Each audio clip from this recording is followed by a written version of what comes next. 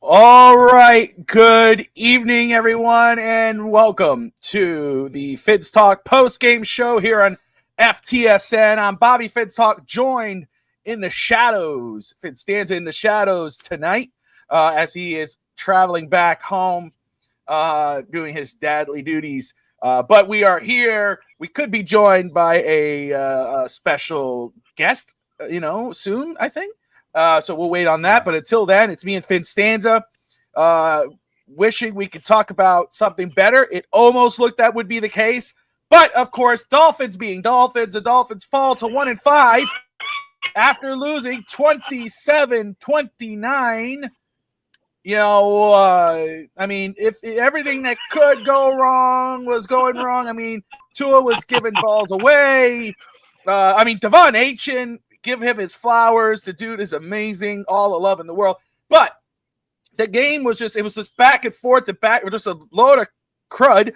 And finally, in the final game, the final drive, or not really the final drive, but the drive before the Chargers game-winning drive, the Tua was, got the ball where it needed to be. It was perfect. You look at the time, I told my son, I said, all they need is a field goal. I said that they have one more timeout. I said they just needed Miami's defense needs to hold up. What happened? Special teams gives up about a 40-yard play. Return. Gets it to, Dolphins defense has Justin Herbert. They pressure him. Ball falls on the floor. He stops the clock. Smart move. Doesn't take a loss. Happens again. We got Justin Herbert. Take him down. Take him down. I felt like King Theoden in Lord of the Rings. He talks to the elephant. Put him down. Take him down. Take him. They can't get him down. He gets it to Lyde McConkey. McConkey runs for another 40 yards. Gets it enough for the field goal. Kaboom. 5 seconds left on the clock. Fitz says we could do a Hail Mary. I tell them, they're probably not going to do that because Tua doesn't have that arm. Probably going to do the little pass off, then dump back to lateral, try to get as close as they can, try to do the Miami Miracle again, of course, Tua throws the third and final coffin-nailing interception to seal the deal. Dolphins, of course, falling now to 1-5 on the season, 27-29. Oh, Evan, we hardly see you, but I know we'll hear you. Your initial reaction to this ball game, and now Miami falling to 1-5 on the season. Bobby, are you okay? Are you doing all right? No.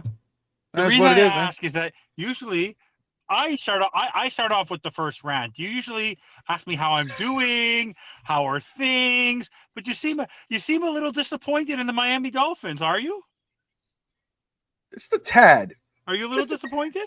Just a tad. Okay. See, you have to come over to the reality. See, you're too much of a bandwagoner, Bobby. You still have too much faith in this football team.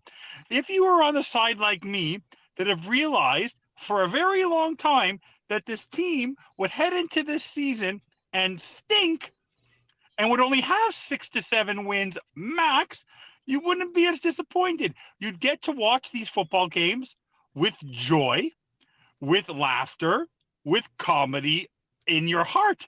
Because if you already have the expectation that they're going to lose, even though you want them to win, you won't be as disappointed. So you have to come over to the realistic side, the fact that the Dolphins were always going to put themselves in a position to lose this football game. Why? Because Mike McDaniel, once again, goes against what works. What works? Achane and Waller, and a little bit of Jalen Waddle. What did he do? Julian Hill had more receptions than Darren Waller. Waller was open for miles. He never threw the ball to him at all during the game. We relied on Achane every chance we got, and because they tried to force the ball into Achane, who had a phenomenal game and a phenomenal talent, phenomenal player. Superstar player, was great today. 100-plus yards, good receptions. That Tua interception is because he tried to force the ball to a place where Achane should not be catching the ball. Achane should be catching the ball in space or should be catching it outside the numbers. He is not a slot receiver. And where he threw it was the wrong place to throw it, so that's on him. Why am I in the dark? because the Dolphins are in the dark. If you look at that football game, I've never seen so much aqua, empty seats in my life. The stadium was empty for fan club weekend. Dolphin Thirsty was at the game with him. He goes, the atmosphere in here sucks. The feeling sucks. They have chances to take leads. Tua turns the ball over. Rasul Douglas has a great game. They can't do anything. The defense shows up. Then the offense craps the bed. The defense did everything they could. But then finally, when the offense has to do something, the defense can't hold it. It doesn't matter what happens. And what did we talk about, Bobby, in the pregame show? What's the key thing we talked about? What did I say? You have to learn how to take off and you have to learn how to land. And what happens in between? Autopilot. And it was already a bumpy takeoff. It was a turbulent ride. Then you got all excited because you got to hear that your final destination, you're about to land. And then when you're about to land, you lose a propeller. That is the Miami Dolphins in a nutshell. At one point, I saw Mike McDaniel get a little upset at one point, maybe once. But for the entire football game, Mike McDaniel was in his play sheet again. Anthony Weaver in their play. You want to know what pissed me off most of the game? You know when I didn't laugh? I didn't laugh when Tua Tagovailoa laughed when he threw that interception with almost no time left. I don't know if you saw it. Go watch it. And then the man walks into the press conference and starts spewing the fact that people are showing up late to player-only meetings. And Mike McDaniel then says, it's not responsibility. He's like, extra credit, Bobby. You don't have to come. It's extra credit. And I know. We're going to talk on that. Right away, what's his that. name? Jordan Brooks. Jordan Brooks. I know you. Jordan Brooks said they said a prayer. They said a prayer during the after the game. What? Thou shalt not lose. Thou shalt never win. Like, what was the quote? I don't understand. So all I could tell you, I know I have to, but overall, this game was a carbon copy. Once again, this team shows instead of being 5-1, they are 2-3. Sorry, they're 1-5. They could literally be 5-1. They literally are a laughing stock. It is the booing, the signage, everything. This loss today of being 1-5, the only thing it showed, the only positive I could take out of this game, Bobby, is when they were 1-4. The joke to me was, I never said it out loud, was that that's the range in which they're going to pick in next year's draft. Now, by losing to go 1-5, now maybe they'll pick in the top 5 because they're going to pick between 1 and 5. This loss today is all on Mike McDaniel. It's all on Mike McDaniel, and it's all on Tua Tagovailoa. They are a laughing stock. This is hilarious. How many times can they continue to shoot themselves in the foot? It is hilarious. It was a Let me just say, show. and by the way, Jalen Phillips, we'll get to it. Unbelievable. I know. Let me just say, shout out to everyone tuning in. We got a lot of people dropping in right now. And shout out to Finn, Sammy, and the crew down in Miami. Obviously, I know we would have loved for that, and I know they would have loved to see a win today. But I know they're all together, so that makes up for the loss. So shout out to them. They're out right now. You got Finn, Sammy, Fins TV. Make sure you guys, after the show, go check him out. Go subscribe to the channel. George of the Fins Faithful podcast, as well as hanging out there. Usually they do a post-game show earlier, but of course he's having fun, and he should. Shout out to him. Go like and subscribe to his channel. And of course, Adrian of the Rainy Day podcast as well. Will Patron, go like to subscribe to 305 Sports Now. Great Canes content, Dolphins, Heat, Panthers, all of you above. Ricky, what's up, my man? DSG. Steve Malloy, host of Real Talk FinsTalk. Unfortunately, I don't think anyone gets fired. That's Steve. Russ Morgan, host of On Deck. Josh Wingate, host of On the Clock, and head of FTSN Scouting. Ed Dodds, next GM of the Dolphins. That's what he says. Talking about FTSN, let's go to an OG of FTSN. My man, my former co-host on one of the shows there, the original Overtime. He's my co-host. Yeah, he is. Sometimes he's the co-host of Overtime. That's Brett Lagasse. Brett's in the house. Takes the Dolphins go 1-5 to get our dude in here. Wait, Brett, my brother, how are you? Oh, good. Wait. Come on. You can see. Yep, you're not. Your eyes aren't playing tricks on you. Oh, man, that's I wasn't even surprised the way that game ended. Like I just felt it coming. There you go. What's up, Josh? I felt that coming. Like it was just like, yeah, there's too much time, and then Justin Herbert slipped the sack, made that play, and that's why you need a quarterback who could do that, and ours can't. There's a big difference in quarterback talent, and ours was only good when they decided to run screens and short passes. Other than that, he was leading everything to 3-and-outs, and our offense was not good. The defense did enough until the last drive, but Let me just very quick. good. To the Back It Up Binge podcast. I'm so sorry. Guys, if you love, first off, Dolphins, baseball, great interviews, Back It Up Binge podcast. Go check them out after the show and hit that subscribe button. Sorry, Back It Up Binge. I don't want to talk baseball. All right. I don't want to talk about my Phillies right now. Yeah, I know. You don't want to do it. No, man, until like, we get to the playoffs and we forgot how to bat again. Let's see. There he is. Okay. So Brett, my man. So you said, as you said earlier, not surprised with today's result. I have not heard from you, or we texted. I don't mean that, but on the show, in regards of the Dolphins season, how it's played out in your eyes, since we haven't heard from you, the audience, what the heck has happened with the Dolphins this season? What have you seen from Miami? Like, what's going on? Why are they 1-5? We know the holes. We've been pretty. It's been pretty evident, not just for this season, but years, what the issues are in Miami. But I don't think anybody could have looked at this roster and said 1-5. So what the hell is going on with the Miami Dolphins, according to you, who, you're on the outside in, you hear everybody talking, but you haven't been on. So hearing your perspective, what's going on in Miami, according to you? To me, it just looks like lack of leadership. It just looks like there's no leadership. Everybody's kind of quitting. And the first week was kind of left a sour taste in my mouth when our quarterback played awful. He threw multiple interceptions, and McDaniel pretty much on the podium was like, well, that wasn't all to it. There's more to it than people realize. Like, you pretty much just laid out and just said, well, it wasn't really Tua's fault. It was the receiver's fault. And whether it was the receiver's fault or not, you don't do that. Like, you just say, like, it's something we got to work on. There was some like miscommunication or whatever. They need to work on that. You hold them both accountable, because at the end of the day, interception's on the quarterback and receiver. Like, Tua held on to the ball, double clutched it on a slant. You don't give the DB a chance to make a play on the ball, and he did on a slant. That's football 101. That's quarterback 101. And then Waddle also has to catch that ball. But again, that's why the one thing I didn't like about Waddle coming out was he's a body catcher.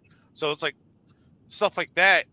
He's not being held accountable the same. And I think everything's becoming disjointed where, like, players aren't showing up to player-only meetings. Well, Des Bryant was on Twitter, and Greg sent me this, calling Tua out. Like, when is he going to take accountability? Because every week he's pointing the finger. Now, you're talking about someone who's in the locker room who used to, like, be a little bit of a character issue, like, get stirred up. So he knows what he's seeing.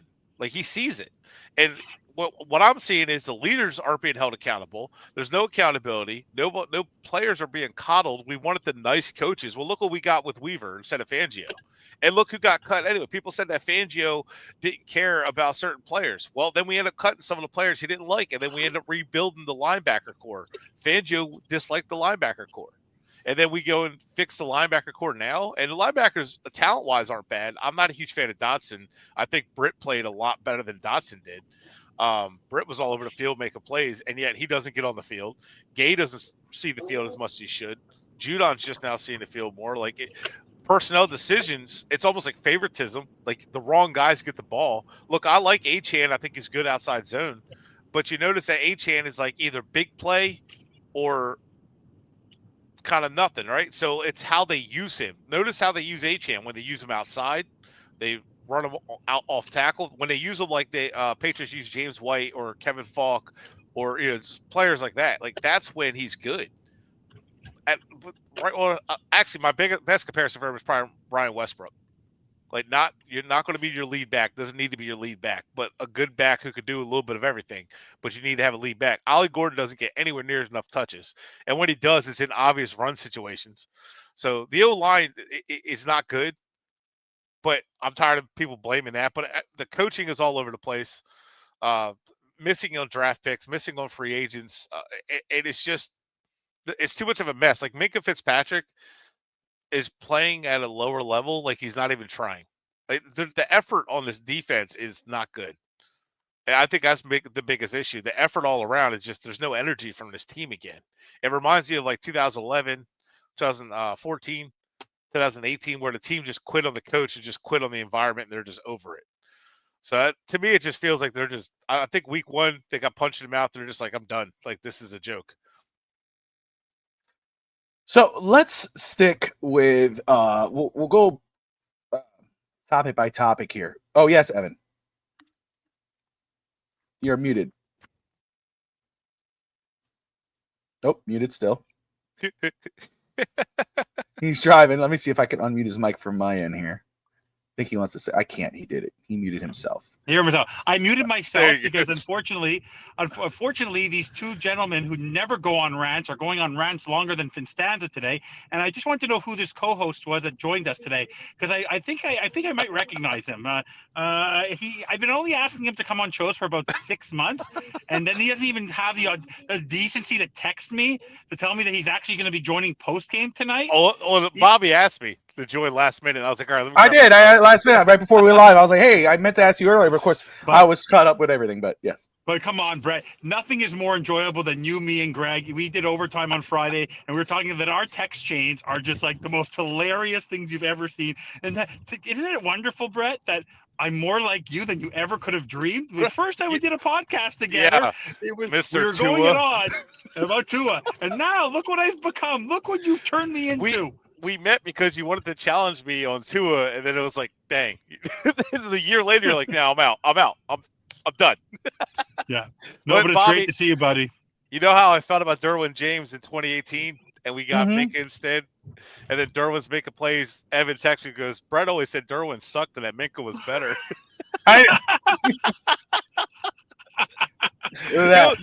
Every time a player I like is good, I know. Gosh. I'll work like 5 minutes from Josh too. No, but I will tell you, guys, it's just because I know I got cut out a little bit, but Brett, it's great to have you here. I really hope to hear. I obviously we talk all the time. I hope your job's going well. Hope family's doing well. Yeah. But no, overall, this 1 in 5 thing. I don't know if you heard what I said. That all it does is that's what we're picking in the draft, like this. And I know how. By the way, I just want to reiterate a lot of what I've learned. I give Greg a lot of kudos, but Brett's also a great teacher towards me, and that's where a lot of my knowledge has come from as well. So I praise Brett as well. Like the guy just knows what he's talking about. But no, overall, I think we know where the problem is, and we'll talk about it where in the management level. But today was another game where, and maybe Brett, I don't know if we're going to talk about it. I don't know if it's one of the topics, but if you can sort of reiterate, because I know you were talking about it a little bit in the comments, like on that interception from that Tua through to Achane.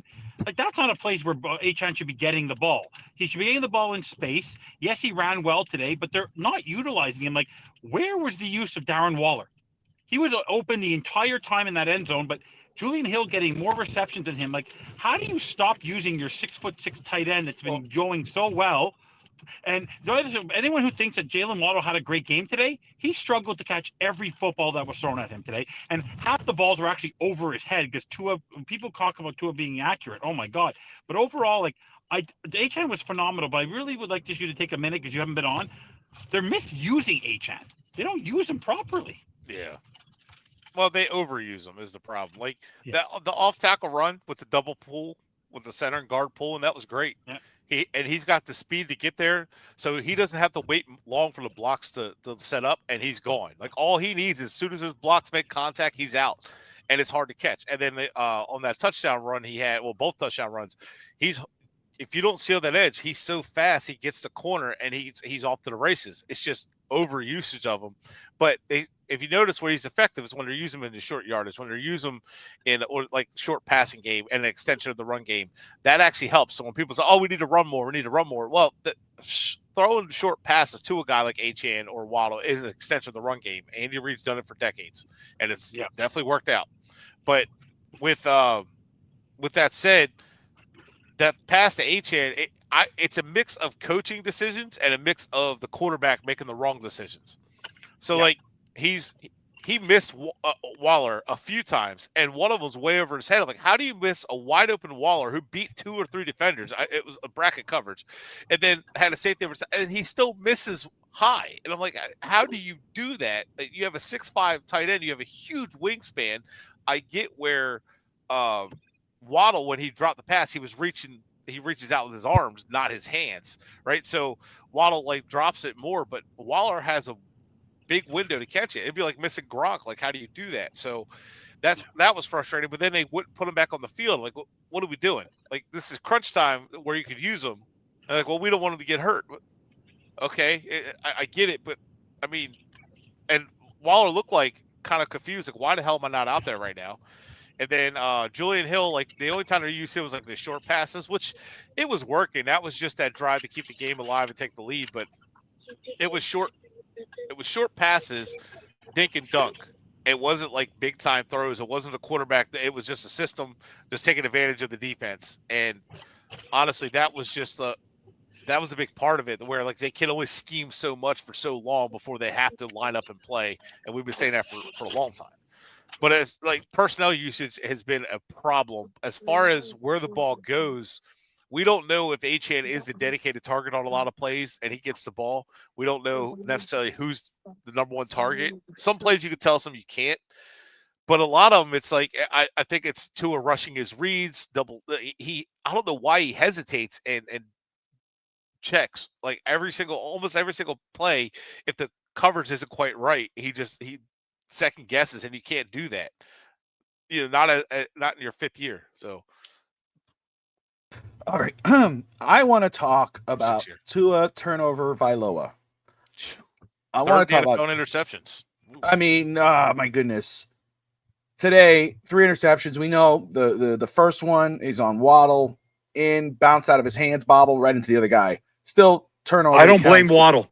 That's not on Waddle. That's not on Waddle. Hold on. It wasn't on Waddle. It wasn't on Waddle. You said that 3 times. You said that 4 times. Heard you. I heard you. Hold on. All right. You see what happens, Brett? You see what happens? You disappear and you let him now. He never stops. Now he's unchained. We're talking about A-Chain, but he's not chained. He just keeps going. Anyway, the first one, because I already know what people are going to say. So in and out of Waddle's hands. The one to A-Chain should have been in front of A-Chain. It was right behind him. That the player makes the play, interception. Then the third, which is the nail in the coffin, right to the defender. And that's the ball game when we get the giggly dude walking in the back. Again, it felt like that the whole game. Overthrows everything. The best performance by Tua was the drive before the final drive for the Chargers. I mean, right where it needed to be, bam, bam, bam, runs out of the pocket, looks like he's going to run to the end zone, gets it over the top to Wall in the back. That's the best version you're going to get of Tua. Everything else was not good. And then, of course, Tua's like, I'm done. I did it. We got the lead. No, because watch and learn. And, of course, everything goes right for the Chargers. Dolphins defense can't stop a nosebleed. Tua comes in. Now, 5 seconds, we all know more than likely he's not gonna Hail Mary it. We know he doesn't have the arm. So what's the next best thing? Okay, well, they're probably going to throw short, lateral, and try to do the Miami Miracle. But here's the problem. You don't have Kenyon Drake. You don't have Ryan Tannehill. You don't have Kenny Stills. You got these guys. And gets it right to where it needs to be. And he's giggling off to the sideline after the game. Yeah. That was again, I said this to Evan earlier. I said this to Evan last week. The comments. That's the worst thing. Dude, shut the hell up. Shut up. Mm-hmm.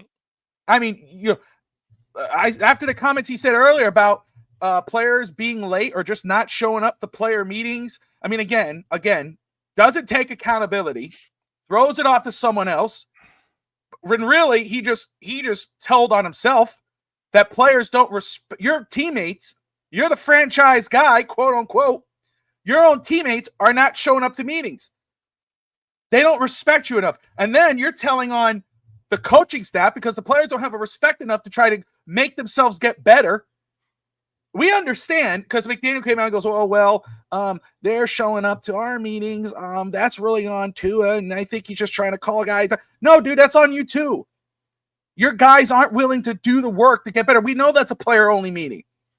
I know you're not involved with that, but that's not a good look. That means your guys are not in it. Go ahead, Brett. No, I was agreeing.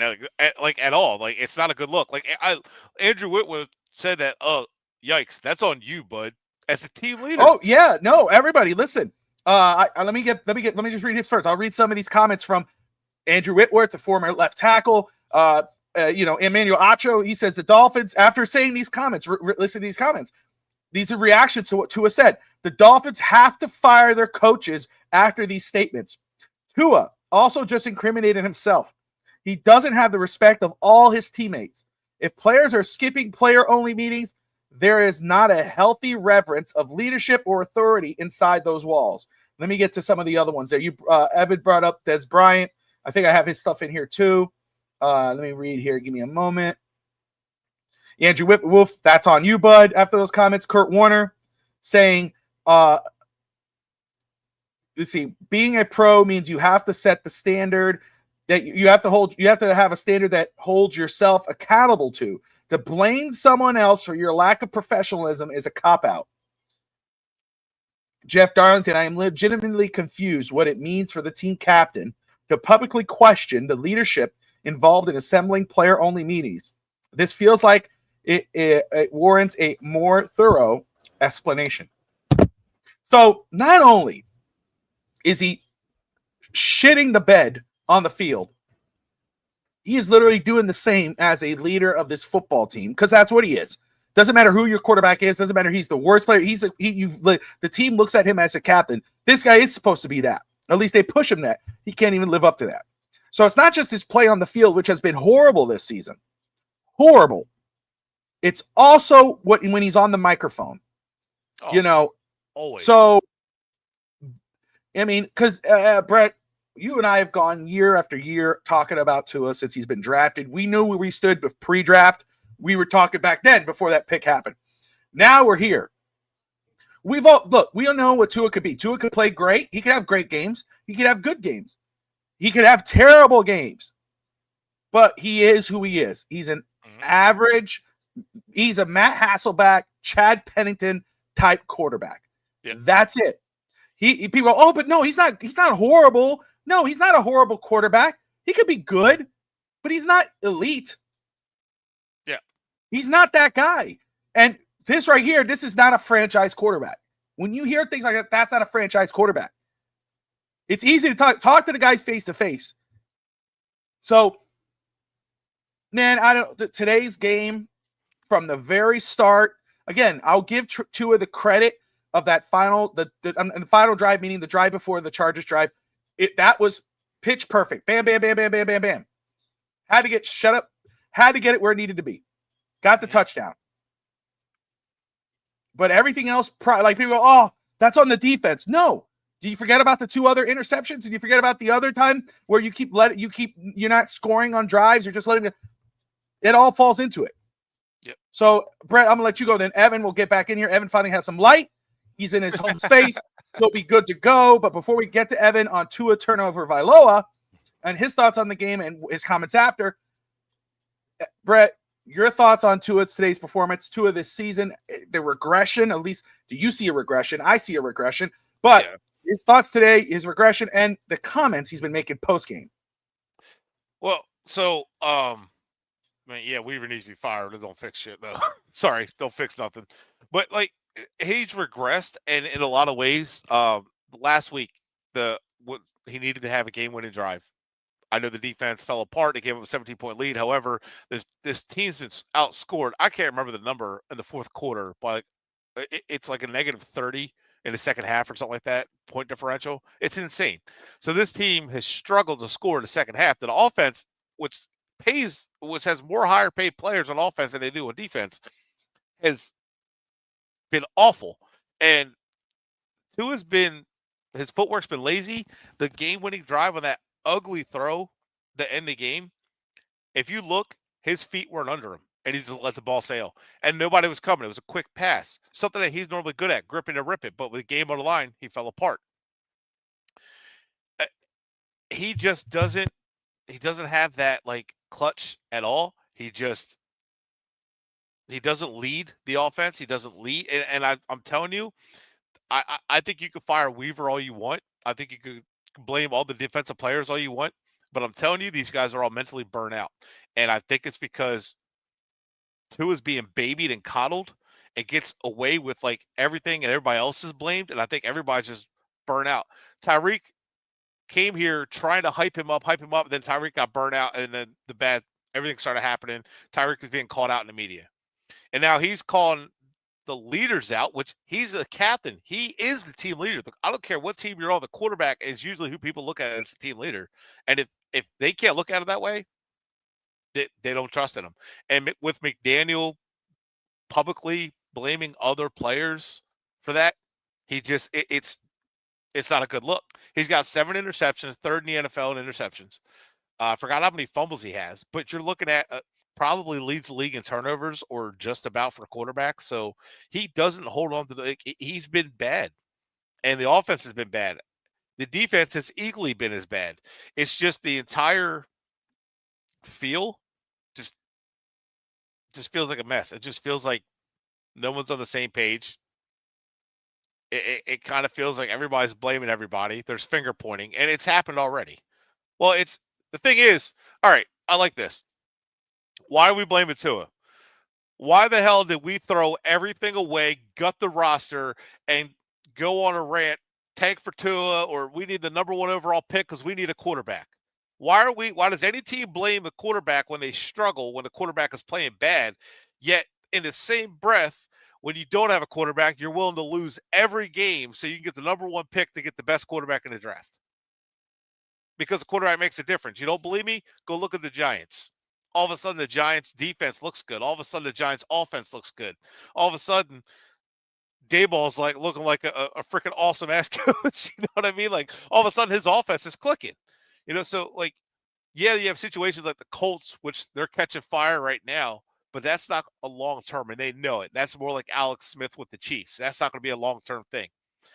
It's not just Tua. The offensive line is put together very poorly.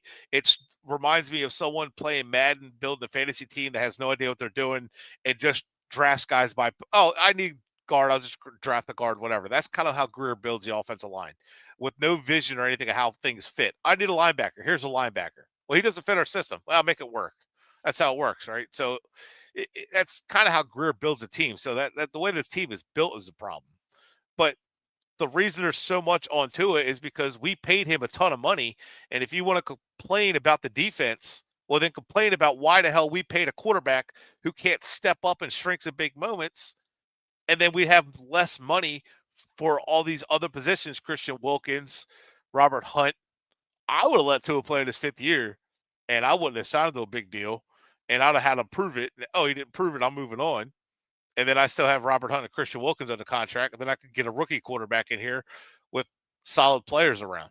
Or I would have used the money on better players and got more impact players. But I know I've kind of been hard on Achane and stuff, but Achane is still a good weapon when used the way like McDaniel has been using him here the last few weeks. And Waddle is not like a dominant like Jamar Chase, but he's a good receiver. I think a true elite quarterback, this offense will be clicking a lot more than it is as it sits right now. But for some reason, I think a lot of it has to do with Tua's lack of leadership and just lack of leadership on the roster, and decision making by coaching has just been just awful. I will say that. I don't agree with the play call has been bad.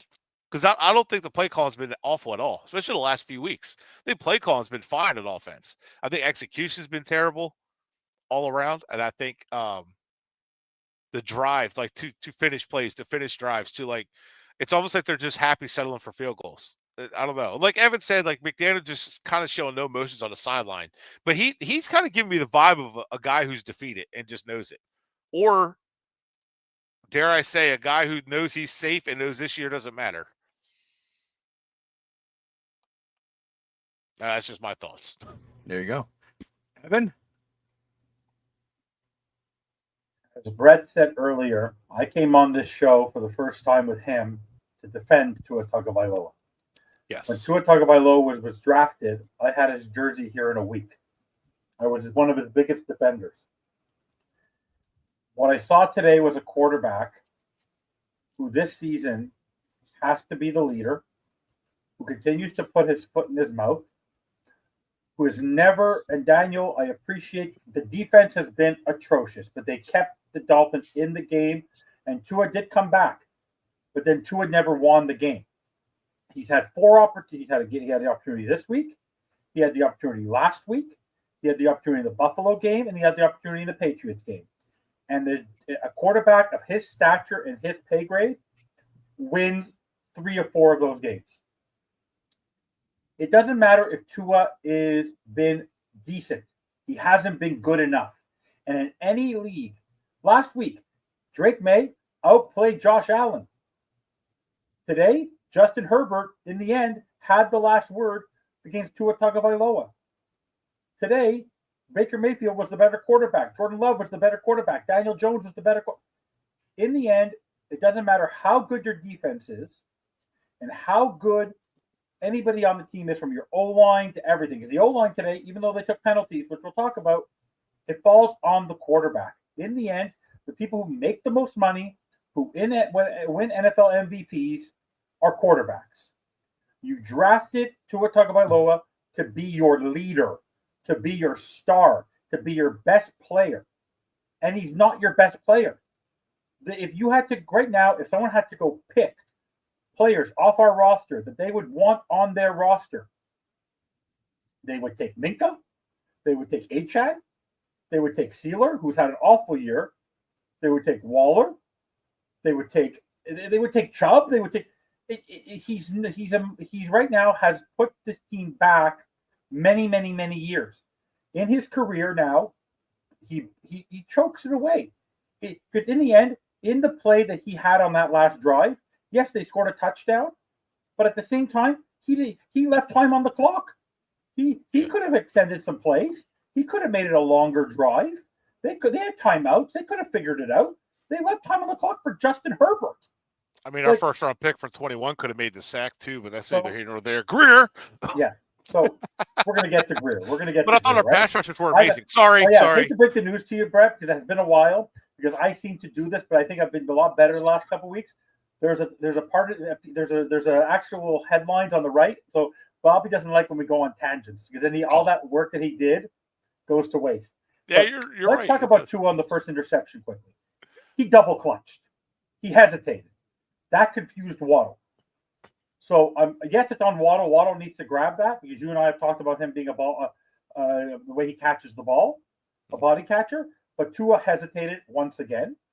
The second interception was totally on him. The third one, I don't understand. But also, the play that frustrated me the most with McDaniel throughout the game, which affected Tua, was the play where Tua threw the ball to Waddle. Then Waddle threw the ball across the field to Achad, and they got crushed. Like, what was that? The ball should be more like a flea flicker where Tua throws the ball. I don't know if you guys happen to notice this today. Every time Tua got rid of the ball, which is I want him to do you see how much effort he has to do to get rid of the ball, to try to get it out of bounds? And most of the time, it doesn't even go out of bounds. It bounces inside the zone and then bounces out.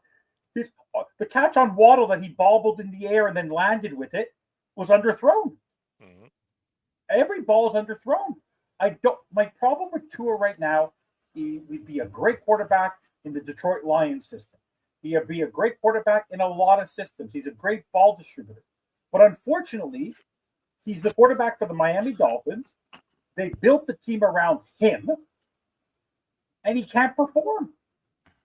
He can't perform. Right now, he's become the level of Trent Dilfer, Rex Grossman, Kirk Cousins. He's that level. Like, he's not a leader. And him and Sealer continue to not act like leaders. Achad is basically carrying Tua throughout these games.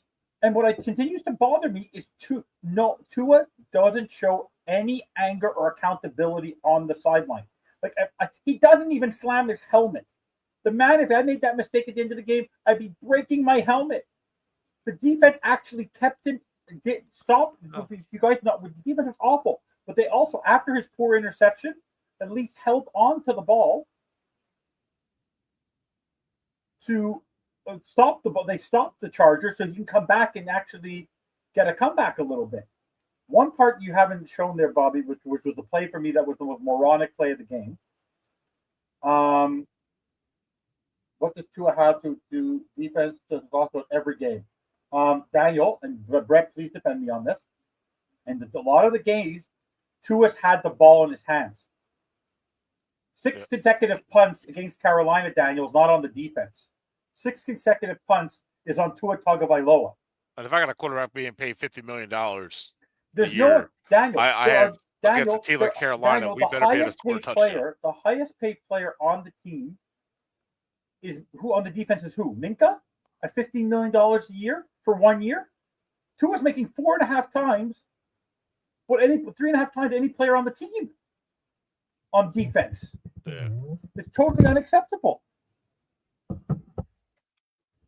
So for me, Tua right now is crapping the bed, and I said McDaniel would not be good for him, and he's not.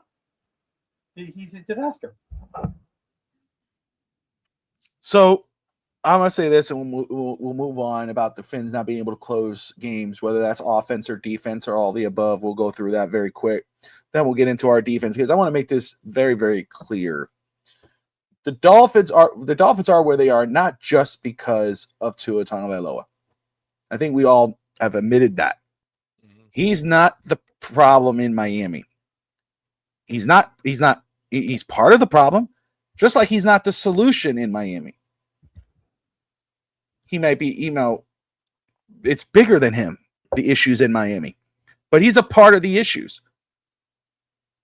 I don't know, he came back. Coming back is winning. Coming back is getting the job done.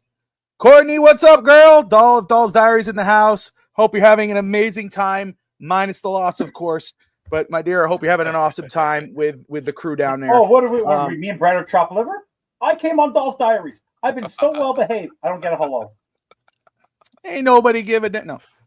Yes, Brett Legassi is here. Todd, Brett's here. She forgot who I was. Yeah, that's right. Look, man. Look, the defense is horrible. The defense is terrible. We're going to talk about the defense. Yeah. But we're talking about the 3 turnovers.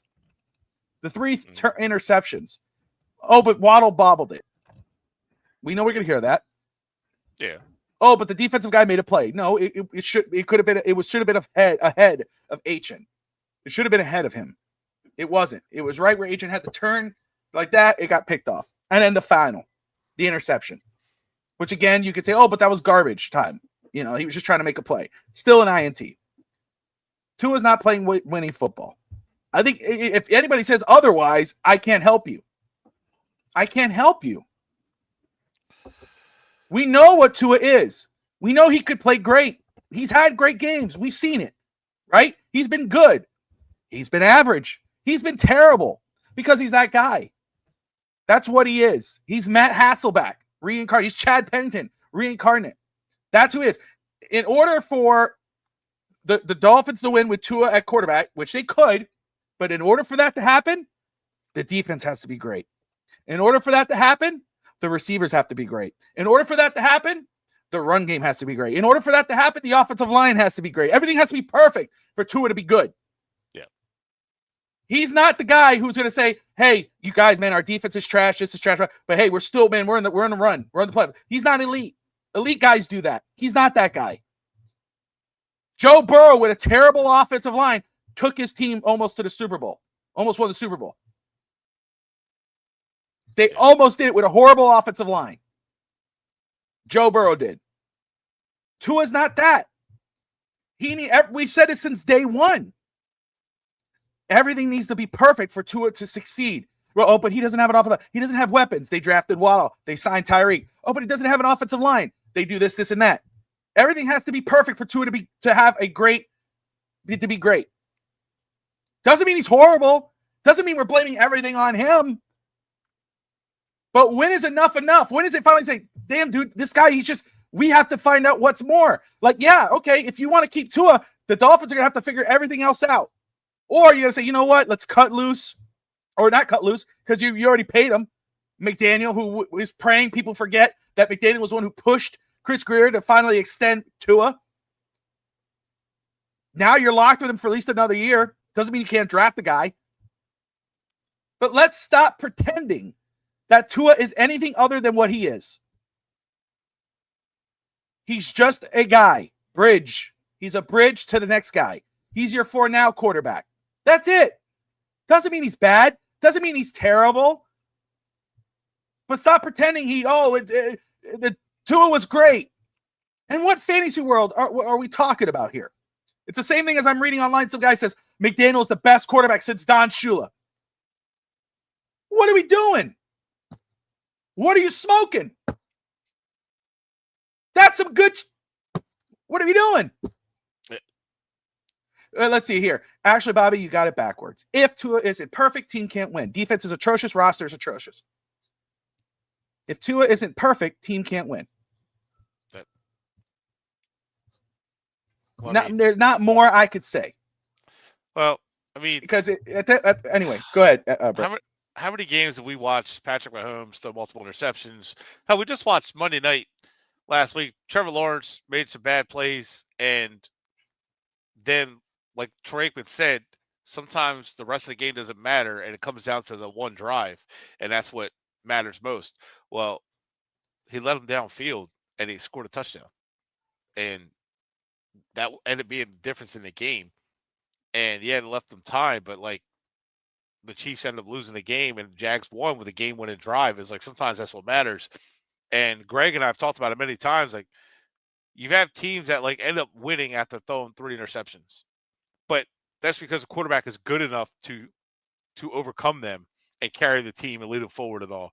It's oftentimes where Tua does not. Even when Tua's good, it's still not enough. And when Tua's like perfect, like the scoring drives that we had, all of them were reliant on screens and short passes. It wasn't Tua really doing anything special, lining up and picking apart a defense. It was him just running screens, knowing where to go with the ball automatically. Like a lot of them, that screen to Julian Hill, that was designed. That was definitely to get the defense off balance. The Chargers, the drive before on one of their scoring drives, literally used the same kind of play with a tight end that's normally a blocking tight end, a Disley, caught the defense off guard, was a huge gain. And yes, bad passes do count. Derwin James got his hands on that ball. He got lucky, or Tua got lucky on that one, and it went to Ingold, and he had a big gain. That was a risky throw. And if that was intercepted and it wasn't a big play, we're talking completely different situation. So, yeah, that does happen, but that's why when you watch film, you're like, that's not good. Like, or defenses are looking at that like, oh, he likes to make those. Let's bait him into that, and that's a pick six.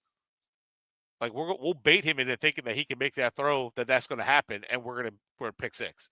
And it's just this whole thing about Tua has to be perfect or we lose. That's not true at all. Defense has carried Tua throughout his entire career. And nobody wants to admit that, but even in 23, the defense carried Tua a lot. It's like if the defense it's true. It's true. It's yeah, 100% like, true. 23, if we gave up more than like 24 points, we end up losing the game. That was insane. Like 24 points, like so that's insurmountable. Our offense can't score more than 24 points. Like, what is this? I don't know. It's just, to me, yeah. So look, again, minus the 2 interceptions before, again, the drive before the game-winning drive by the Chargers, Tua had a perfect drive. Bam, bam, bam, bam, bam, bam, bam. Done. Scores the touchdown to Waller in the end zone. Very impressive rollout. Sees Waller, instead of running it, gets it in the corner. Right. It was picture perfect. It was exactly what it needed to be.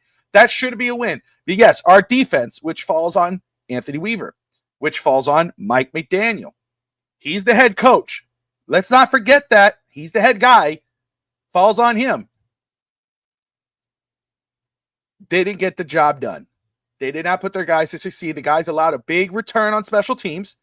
Man, Danny Crosby gets fired, and look, the special teams is still special teams. Plays like this one we know. And then a big play to the lad McConkey. And Jalen Phillips can't bring down Justin Herbert. We'll get to the defense. But let's stop pretending Tua is not a part of this. Ray Fickle says, we aren't Tua haters. He's had enough time to develop, and he's officially going backwards. So we touched on Tua, but again, the Dolphins continue to show they can't close. They can't close games. They had a 17-point lead against the Panthers.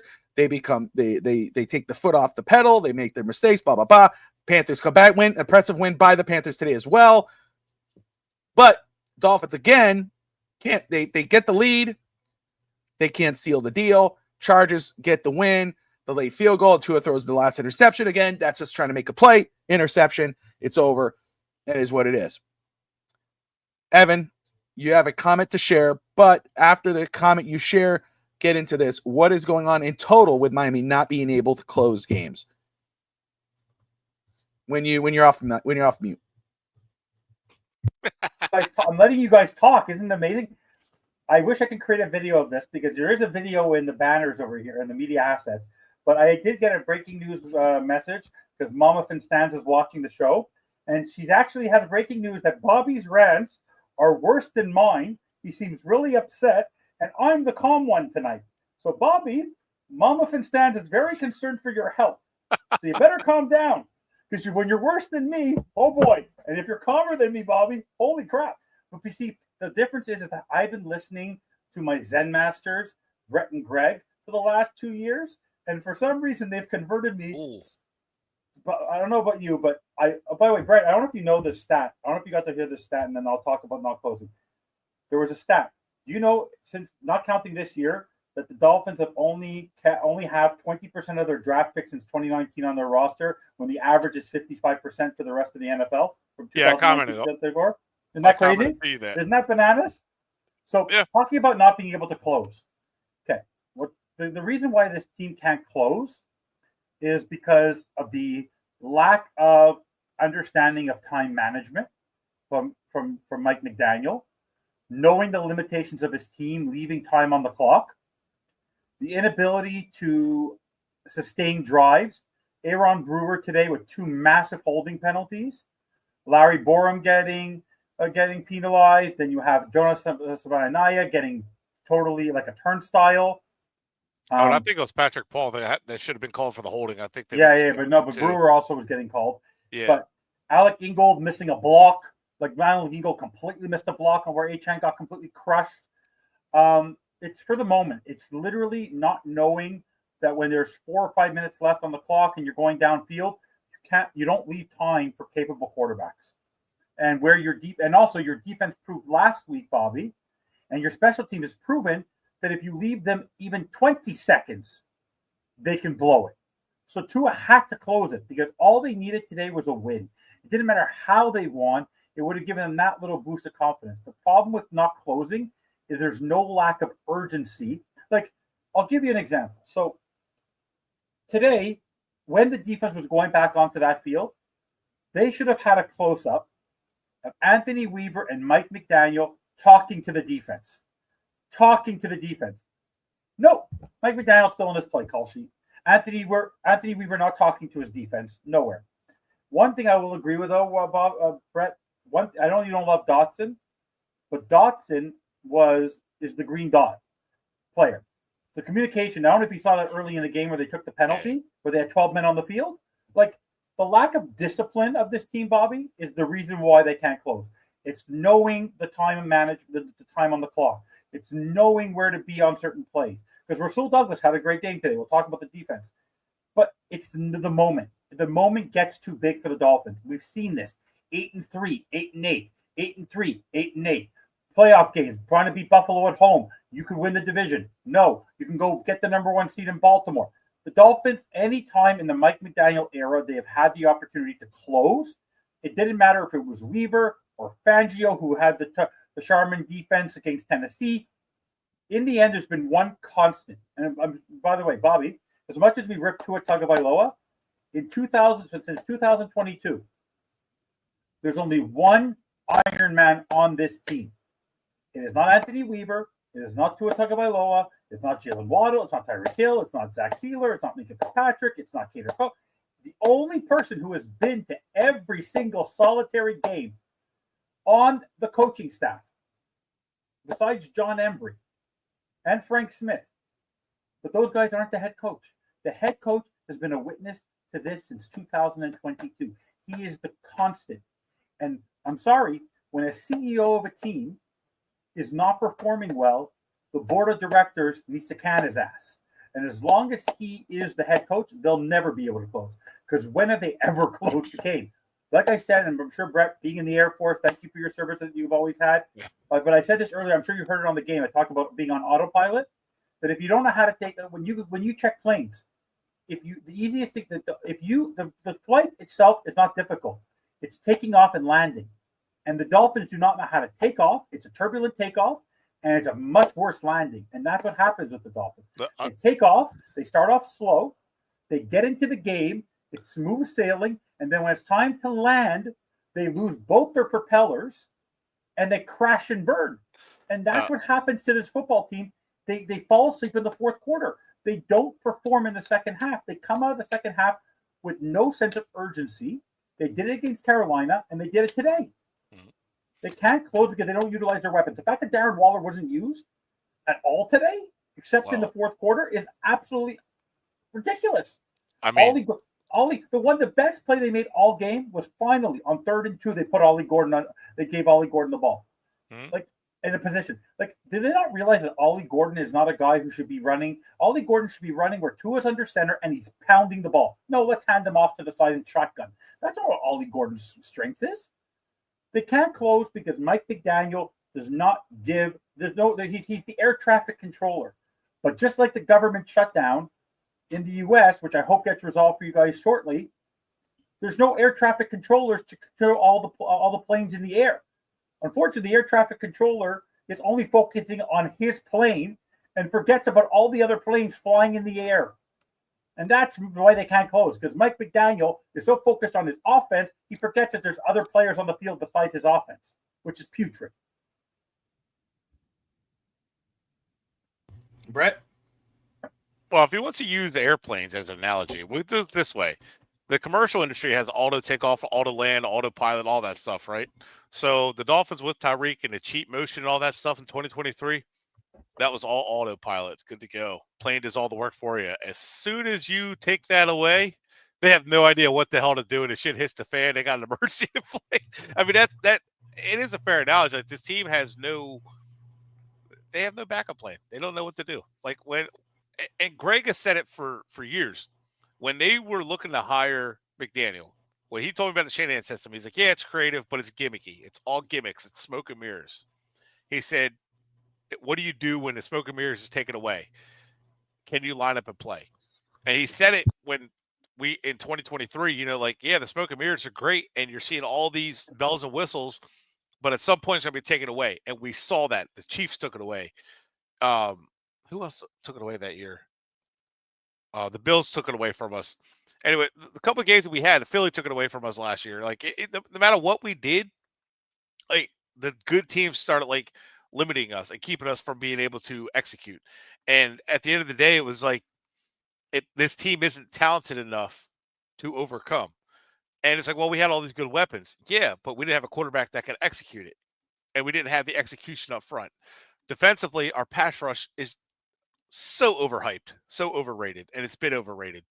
And it's just the team isn't developed. And I also think that on a higher level, that this team is not set up for success. It doesn't set players, coaches, scouts, anybody.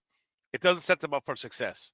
Watch the stories about how Belichick set up the Browns and how the Ravens still do that. And I know they're struggling, but overall they do well. Look how quick the Giants are able to turn things around.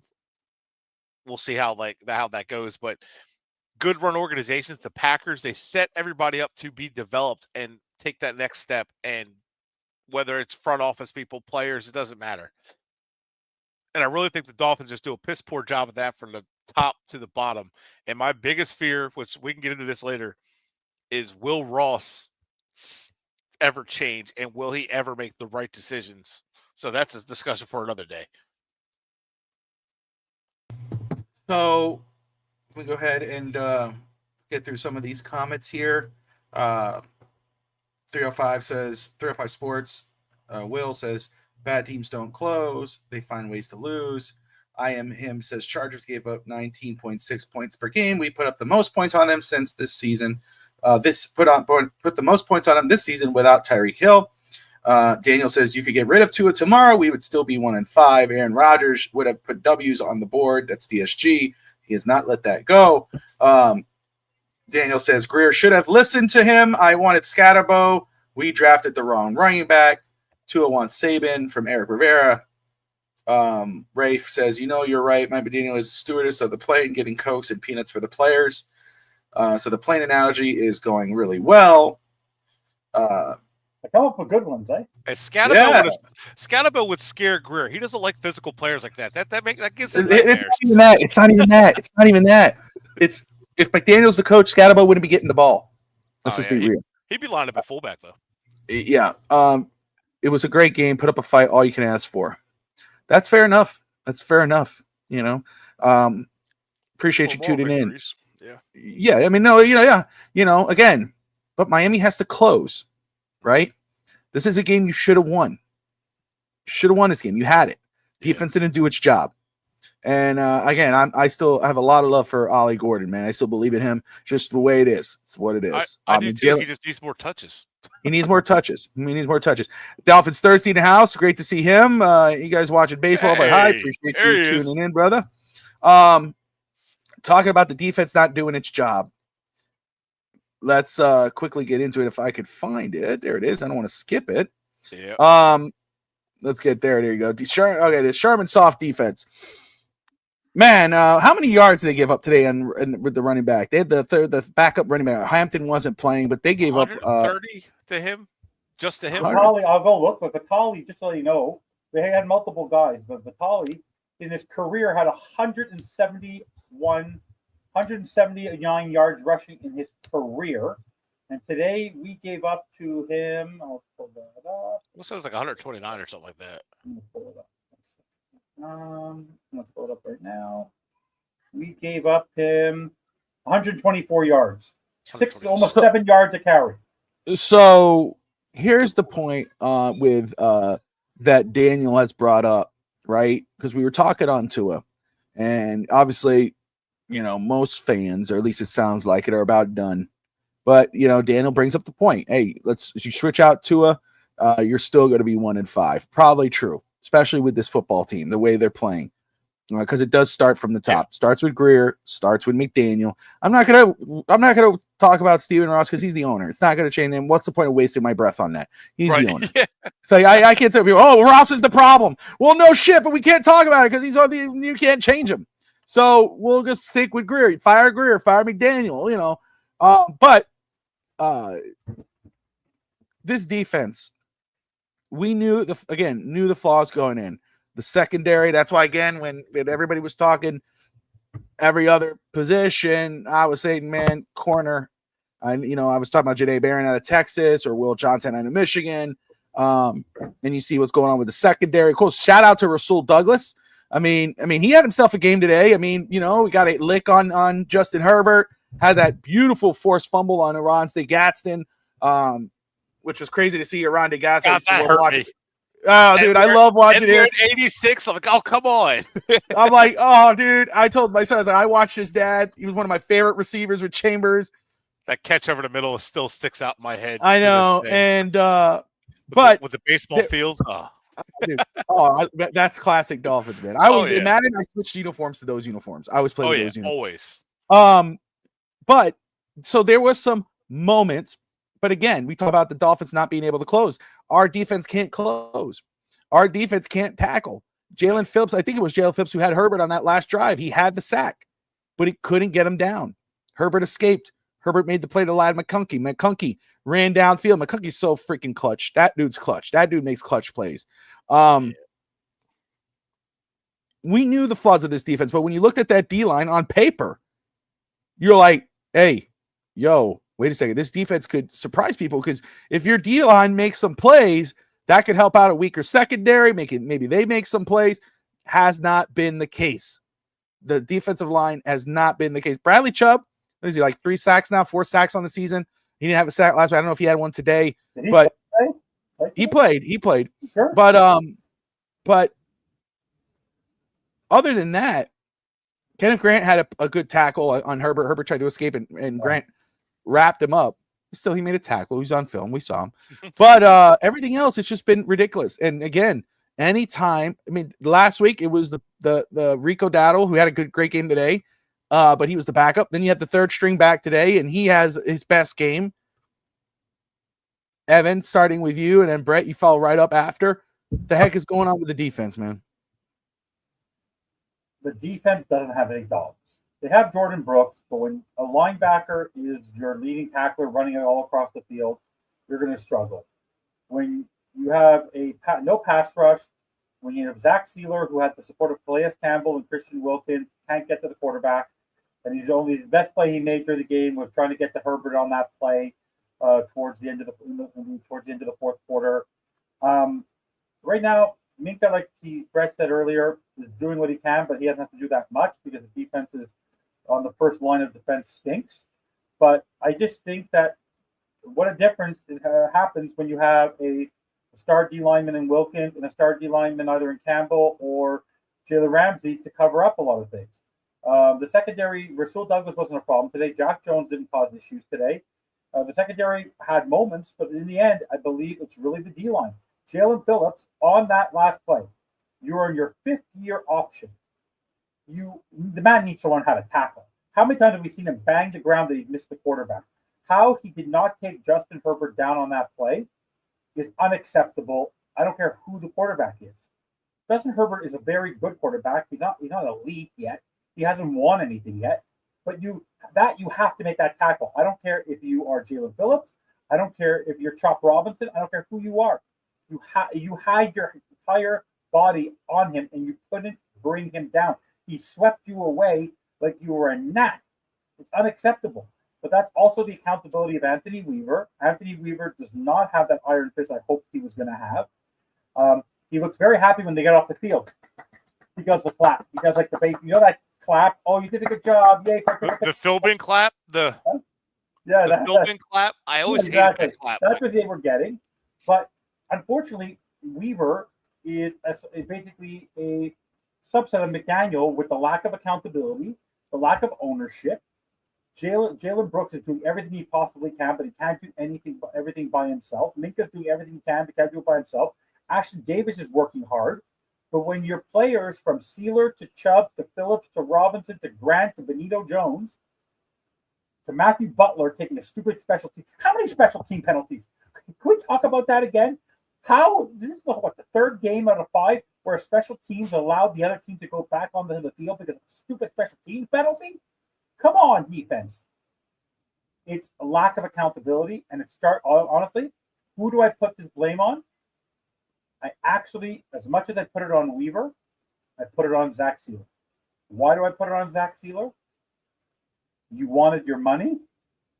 You complained. You quietly fought it all off season. You didn't hold out, but you are the captain of that defense. It isn't Jordan Brooks. You are.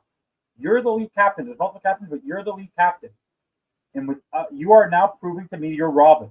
You're no Batman. You need a 38-year-old man of the year guy to come save your butt. And before that, you had Christian Wilkins. Right now he's playing like the 7th round from Ferris State player. He's one of my favorite players, but he's no leader. Where is the passion on the sideline from him when his defense craps up the ball?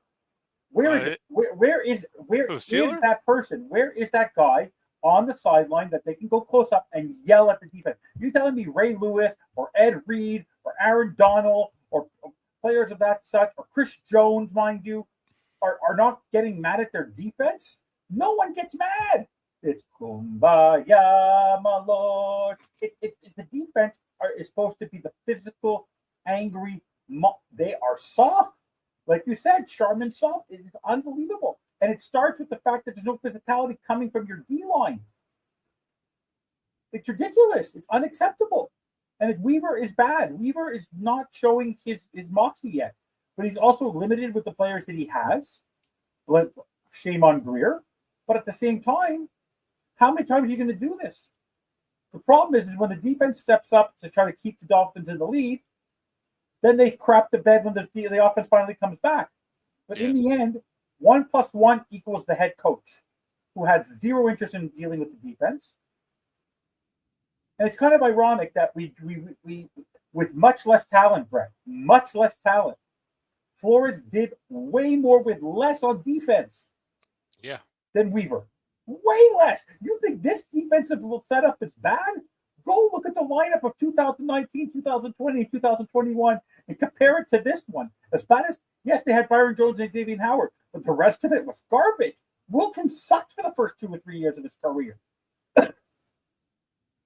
All to say, in the end, it's coaching.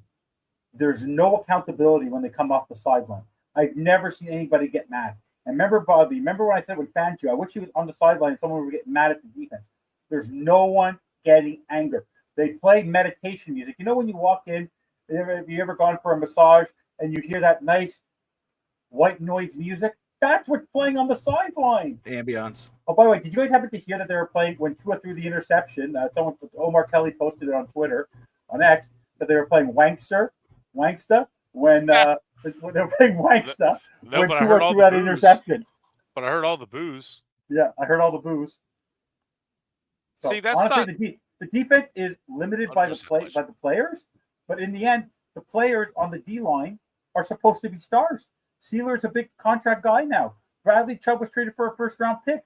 Jalen Phillips is the man of God. So, Chop Robinson was. Oh, we got our pass rusher of the future. I try to tell people about Chop. Well, I think it's more on the team than it is on any particular player, because no player is having a great season minus Devon Achen. Exactly. So very quick. I just want to say this very quick. Tyreek was doing his job. Tyreek was doing a good job before he got it. Tyreek was not having a bad season. He was acting like a leader. Very quick. Some news for the day. Matt Stafford passed Dan Marino in career passing yards. Okay. So that happened today. The bad news is I feel so bad. A buddy of mine who's a 49ers fan, I saw him at the arena at hockey. How many more players are they going to lose in San Francisco? Fred Warner. Who did they lose today? Fred Warner's out for the year. Oh, really? Oh, yeah. Wow. He was taking out an air cast. He also dislocated him. So like similar to Tyreek's injury. No, he dislocated and broke his ankle. So Daniel kind of led us into our next topic, and you know it's going to take at least 2 drafts for the Dolphins to be relevant. The mother of all rebuilds is coming. We'll touch on that, but right now, first things first. Do you think has Ross seen enough to make a change now? You know, I know, first off, shout out to the Fins Faithful podcast, George and Jason Sarney. They had, oh my goodness, Tony Pauline on, who had that report earlier this week about the Dolphins, that the leash is getting shorter for Mike McDaniel, that they give him the next 3 to 5 games to try to do something. Of course, the 3 to 5 games, he's already 0-1. The next one, I believe, is the Cleveland Browns, who are 1-5 as well. And then, of course, was it the Falcons right after that. So, but can Mike McDaniel survive what happened today? Do you think that McDaniel, do we wake up tomorrow? James Franklin got laid off today. Penn State, which is just what a disaster that is. And Jewel are out for the season. But Franklin gets fired today. Could we see McDaniel gone by tomorrow? And Brett, I'm going to ask you this, because I know you've been leading that train for a very long time, and I'm, I've been with you on that too. You know, when before anybody said fire Flores, I said we need to get rid of them both, because it was, before, and then we got rid of Flores, but we kept Greer and hired McDaniel instead of we should have gotten Mike Vrabel or Doug Peterson. That's who I was at that time, Lane Kiffin. Yeah. So there's so many, but whatever. My question for you, because to me, I've already seen enough.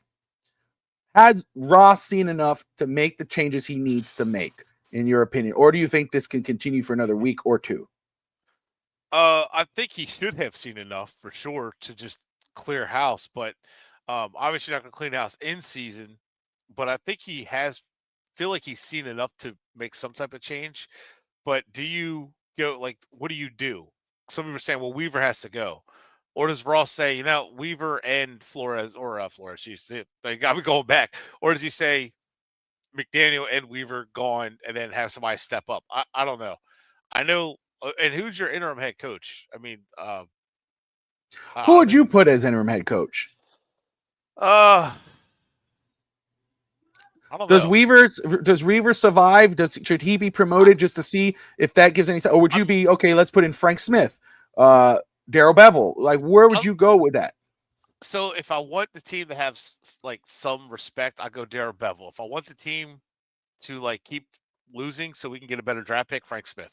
I just don't see the big hype of Frank Smith and everything. Maybe it's just the situation, but I don't know. I feel like every stop he's been at, his offense has been average, his offensive line has been average, but Bevel's had success as a head coach, and I feel like but at the same time he's still limited with to do what he can, but I would probably say Bevel will probably be the most qualified one as the interim head coach. That's who I would lean towards if I was going to do that. Let me so very quick. Scotty in the house. Scotty says fire Greer and McDaniel, make Allen the interim GM and make him make as many trades as possible. We're going to get into the fire sale in just a few minutes here. But to answer your question real quick, Bobby. Yes, sir. I wouldn't be surprised if he goes ahead and fires McDaniel next week, not this week. I think we lose to the Browns, especially with the interim coach, because they're supposed to fire Stefanski. He's definitely. Why would they fire Stefanski with that defense? That defense is good. I don't know, but Stefanski's being fired. Jim Schwartz is being promoted to the interim head coach. You think so? That's what the rumor is. So if that happens and Miami loses, that's all all right, well, I guess we're going to need an interim head coach now. So I think that'd be enough. But I mean, they've lost. I think if they lost to the Jets and the rest of the season stayed the same, I think they would have already made changes. But 6 games in, I think it might be time soon. So I'll just say this before we get Evan in here. I will say again, I know a lot of people say, and Thirsty put this stuff, and Thirsty Rob said this in the comments earlier.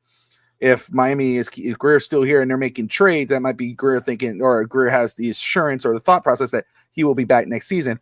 I'm still not in that mindset. I could see Greer making moves because he feels that, I have a job here no matter what. Because if he is relieved of his duty as GM, he might have an advisor role. I really do think I don't see Greer ever leaving the Dolphins. I think he'll be, because I think he's with Stephen Ross. It's just what it is.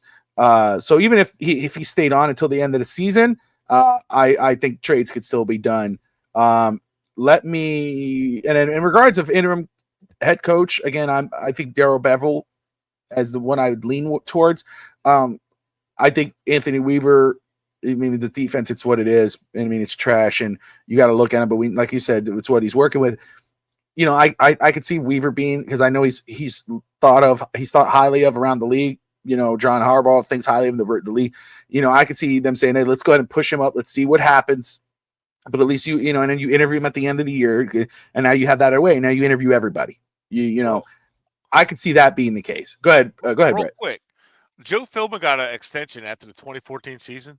I believe. Yeah, and after they went 1-4 and they lost the locker room, they fired. Right, they fired him. He was 1-3. He was 1-3, and they fired him. Right, and they hired did it before the bye week. Yes. So I could see Ross waiting until before the bye to do anything. I don't think they can know, because then that means they have to wait till Spain. I don't think they want to go international with this. There'll be an international. You know what? There'll be an international incident. I think a Dolphins fan might rather stay. Yeah. They get put in prison in Spain than they would be. By the way, you I can see that. By the way, you do realize that at this point, the Berman team in South Florida would probably support and defend for pro bono any person who actually can make Greer or McDaniel disappear. Since they posted that, they admitted that they're the ones who flew over the stadium. They put their name on there, so you'll get probably free legal services from them if you end up being the one who actually gets rid of McDaniel and Greer. Evan, let's stay on here because we've heard about what your thought process is on this. But this week we've heard teams are calling the Dolphins on Bradley Chubb. Obviously, he's had a stronger season than majority of the defensive line for the Dolphins. But there's talk about him possibly being moved, and there's a lot of talk about a possible fire sale going on with Miami if it continues this way. And he's more than likely, this is a steep hole to climb out of. You look at the Browns, you go, damn, Dylan Gabriel, Shedeur Sanders, Miami should win this game. Defense should probably pretty hold, but then you look at the defense for Cleveland, you look at the line, maybe they eat that day. So do you see a fire sale incoming? Do you see somewhere where, okay, Bradley Chubb gets traded off, this guy gets traded off? Like, do you actually, I think we're all pretty much seeing the end of the road for McDaniel. Greer's another story. That's a whole other discussion, even though we would like to see that. That's when we're all like, kind of like, but can you see Miami actually saying, you know what, let's just trade everything off. Let's get some draft picks. Let's prepare. Let's do the rebuild. Could you see that? I don't think that Stephen Ross could in good conscience, this is the one thing I don't think he can do. I don't think he can in good conscience start selling off the team and keep these two people in place. Scotty, I that's a good one. That's a good one. Sorry, go ahead. No, but also remember, he's very loyal to McDaniel. Embry left San Francisco. I actually could see, if they fire McDaniel, I could actually see Embry and Smith going, because those are the two holdovers. Smith might stay, but I think Embry, if McDaniel goes, I think Embry goes with him, because they're tied to each other. That's the one guy he brought from San Francisco. But no, I don't think they can do a fire sale unless they fire McDaniel, because that is basically saying, well, Mike McDaniel, you suck. You didn't do a good job. We're going to get rid of all your good players, but you still deserve to keep your job. That you can't do both. If they fire Mike McDaniel and then want a fire sale, go for it. But you can't go with a fire sale and then keep your head coach in good conscience. So something has to happen. So who are the players? Who are the players in your opinion? Yeah. On defense, I would trade Phillips. I would trade Chubb. Oops. I would trade Minka. Hey. I would trade me. The three players I would trade right now are Minka, Chubb, and Phillips. Sorry, I was looking through the roster. Actually, looking. Minka, Chubb, and Phillips. On offense, I would get rid of Nick Westbrook because he's been useless. I'd get rid of, because they're not utilizing him. I don't care if you get a sixth rounder at this point. I would get rid of Ingold. I think Ingold's time as a fullback here has passed. He's no longer a leader of this team. He looks awful. He'll kill it somewhere else, though. I know. And honestly, I don't think anyone else will touch anything. We can't really get a Aaron Brewer or anything like that. So the five key players would be, to get at least something, would be Ingold. It would be Ingold. It would be Nick Westbrook. It would be Chubb. It would be Phillips, and it would be Minka. Okay. Brett, same question, just about, this team, the rumors of a fire sale potentially happening, where if Miami says, hey, you know what, this is it, we're basically done, let's start making some moves. Should Miami do that? When do you see that happening? And who do you think would actually be traded out? I think Bradley Chubb is a name out there. I see that we've read. Minka Fitzpatrick, Jalen Wright, who for some reason has not seen the field or not seen game time. I mean, why would he? He's not probably going to be played anyway. But it doesn't fit. He doesn't fit. So, but what do you see? Do you see this happening? When do you see it happening? And who could you see moved? I definitely see it happening within the next couple weeks if they start trading. I think Chubb could get traded.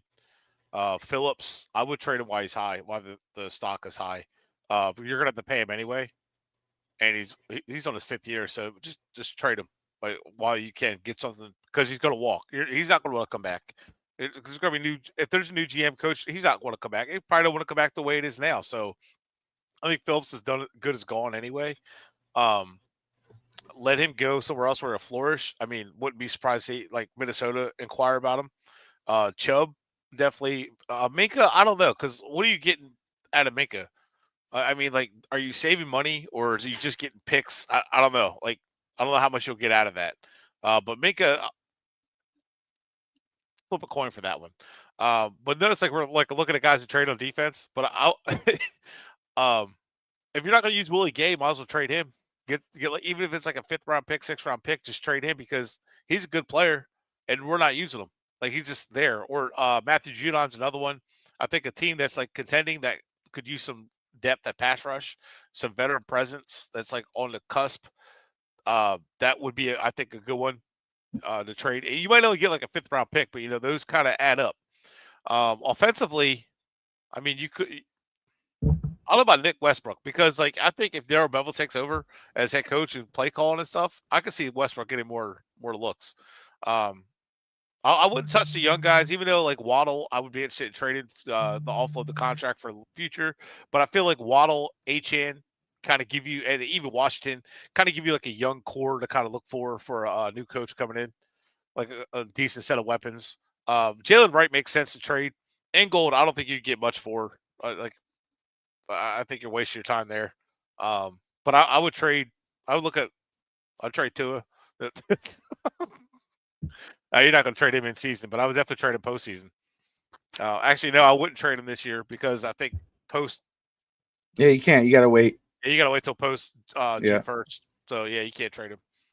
And I with a contract, you can hold him again if you find if you were able to strip it down. And with a new coaching staff, maybe some respect on the roster, the players respect the leader. Tua is your guy. Could he be your bridge guy? I think that could work for short term. You go and you draft a quarterback. Tua is your bridge guy, and if you have a decent round team around him, he can help you win some football games. But again, if you're counting on him to be the lead dog, it ain't going to work. It's just what it is. It's not just the end of the game; it's the entire body of work. But Tua being traded, I can't see right now. Right. I could see it possibly the year after if he's the bridge quarterback. But just quick point of order. Yeah, no, I agree with you. Like, it would be nice, like, if you could, but you can't offload because of his contract. You can't offload him.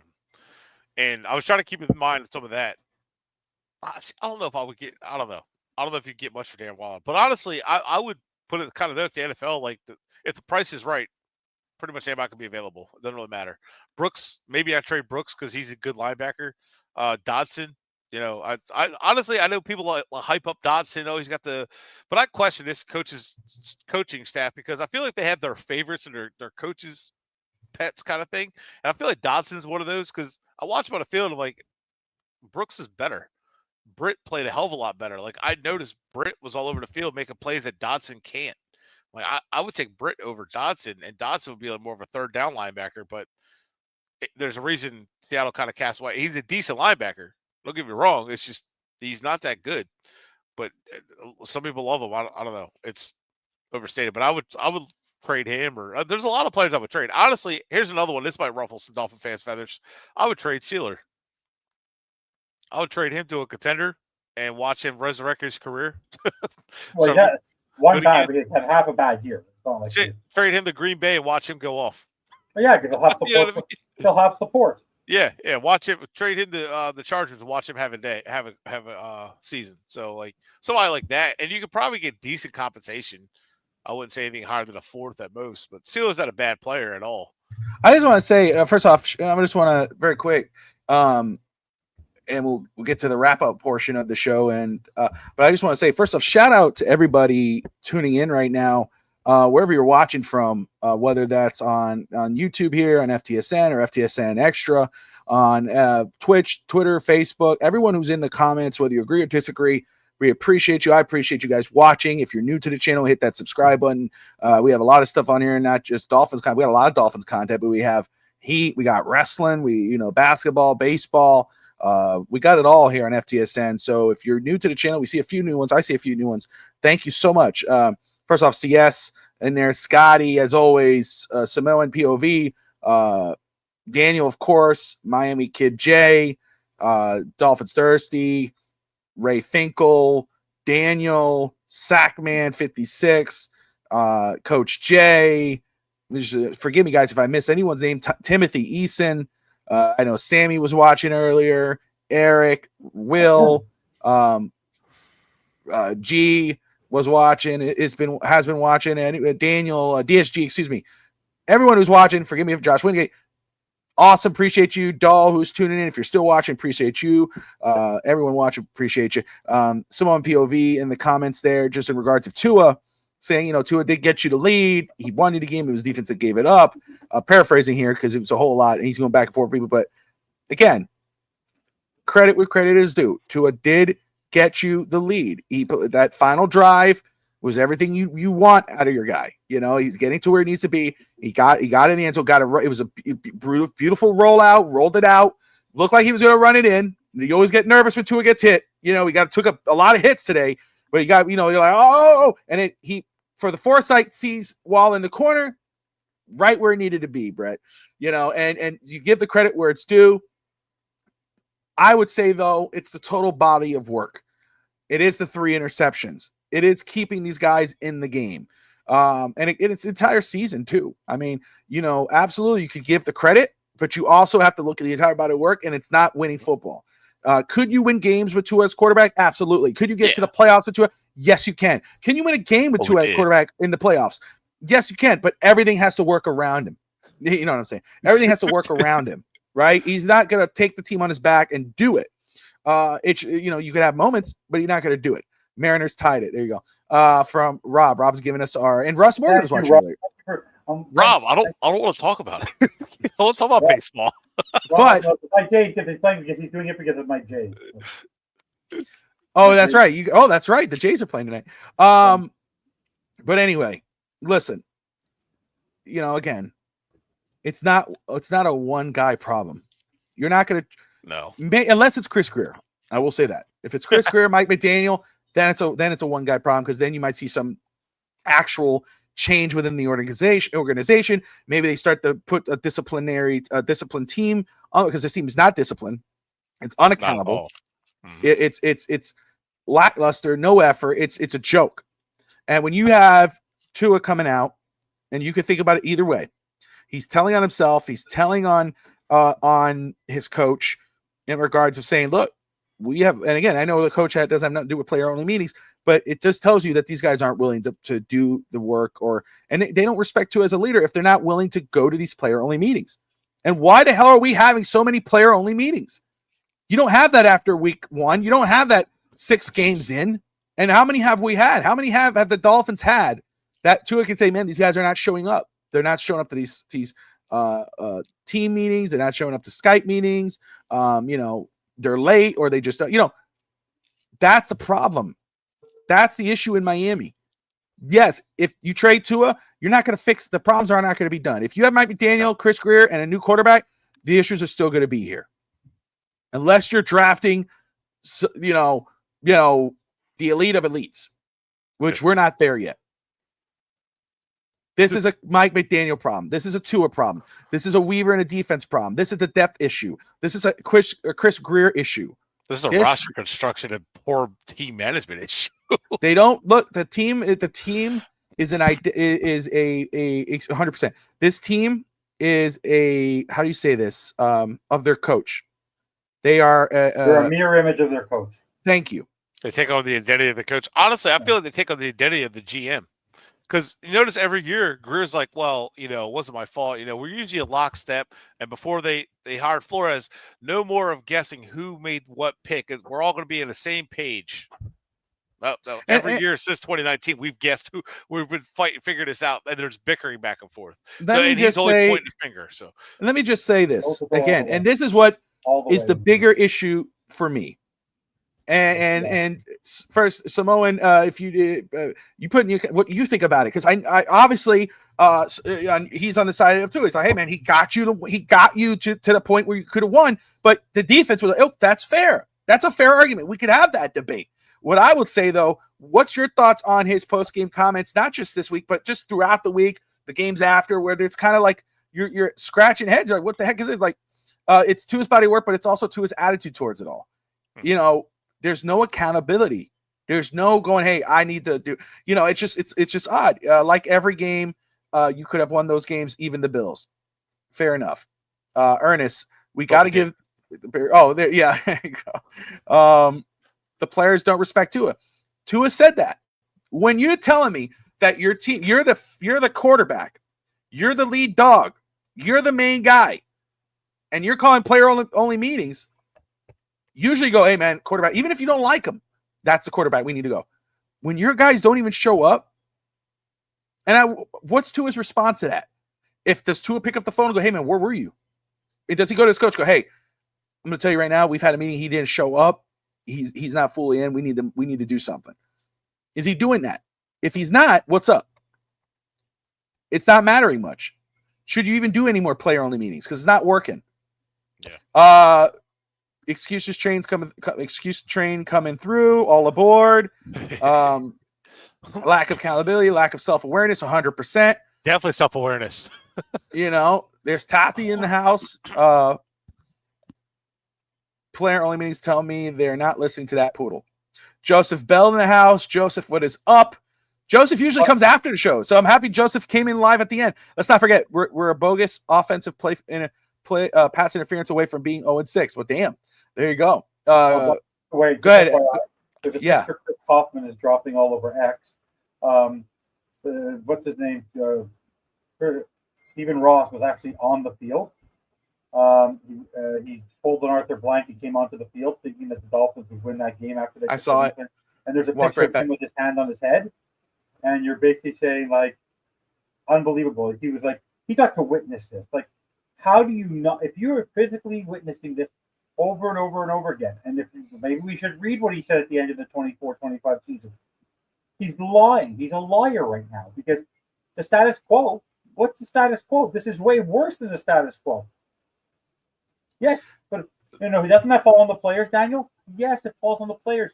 But in the end, when you have a players-only meeting, who calls these players-only meetings? It's not Ashton Davis. It's not Patrick Paul. That's why let me just respond to that. So Daniel, just let me make sure because I want to make sure what he's trying to know. But Bobby, if guys aren't showing up to meetings, doesn't that fall on the players? Are you saying that Tua shouldn't get the blame for those guys not showing up? Or are you saying McDaniel should get the blame for those guys not showing up? Or are you saying that it falls on those guys that it's on them? They didn't show up. It's on them. We don't know who those guys are, but I do know is that Tua called that meeting. Tua saying he called and McDaniel said, "Hey, that's on him." If Tua's calling those meetings and those guys aren't coming up, if they're not hearing him and they're saying, no, hey, Tua's calling, we need to be at that meeting. They're not doing that. Then that speaks volumes on Tua as a leader in that locker room.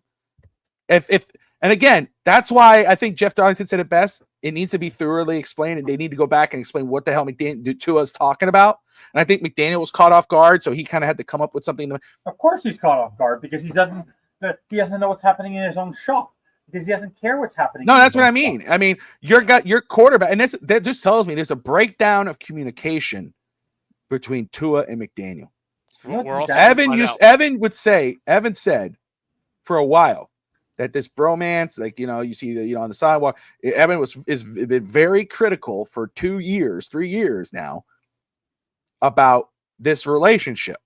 And again, when McDaniel got hired, the airplane, you saw the excitement of Tua, you saw that it worked. It gave Tua his confidence. Of course, that eventually wore it off with everybody, but they give Tua the confidence. Tua played his best football. They bring in Tyreek Hill. McDaniel is the light of the town. Everybody's, oh my gosh, we love him, the Capris and all this.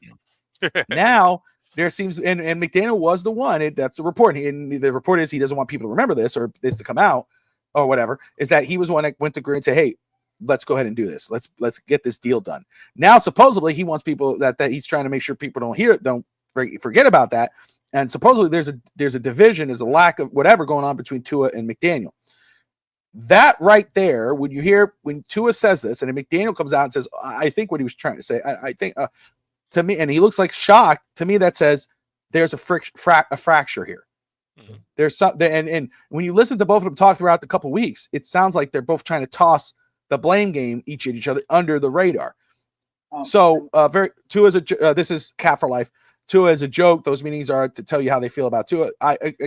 They do tell you how the team feels. If Tua is saying that, and it's a players only meeting, that tells you what you need to know about what the players or those who are missing think about Tua.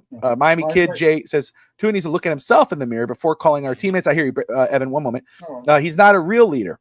The inmates are running the Assam, and at the same time, the inmates don't even know if there is an Assam. LOL. There's no structure. It has crumbled. That's Tati.